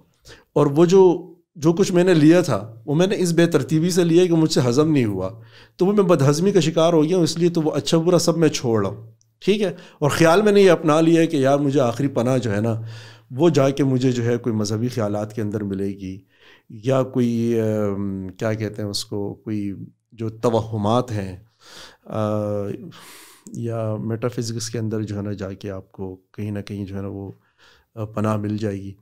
تو بس اسی چکر میں لگے رہتے ہیں, لیکن وہ پناہ ہاتھ میں آتی ہی نہیں, اور بالآخر جو ہے نا وہ بیچارے خود بھی غلط وقت پہ جا کے جو ہے وہ اپنا قبلہ بدل لیتے ہیں, اور پھر اس کے بعد نہ صرف یہ کہ گھر والوں کو پریشان کرتے ہیں, پورے محلے کو بھی پریشان کرتے ہیں, اور وہ بس ایک نئی دنیا دیکھ رہے ہوتے ہیں. اور ان کے پاس ایک بڑا مزے کا ایک دعویٰ ہوتا ہے, جہاں بھی بیٹھیں گے آپ سے کہیں گے یہ جو تم لوگ جو کچھ پڑھ رہے ہو, دیکھ رہے ہو, کر رہے ہو نا, اس پر سے میں گزر گیا ہوں. اب جا کے میں اپنی پڑھائی کے نتیجے میں اور اپنی اس پورے ایکسپیرینس اور مشاہدے کے نتیجے میں اس نتیجے فکر پہ پہنچا ہوں کہ اصل جگہ تو یہ ہے.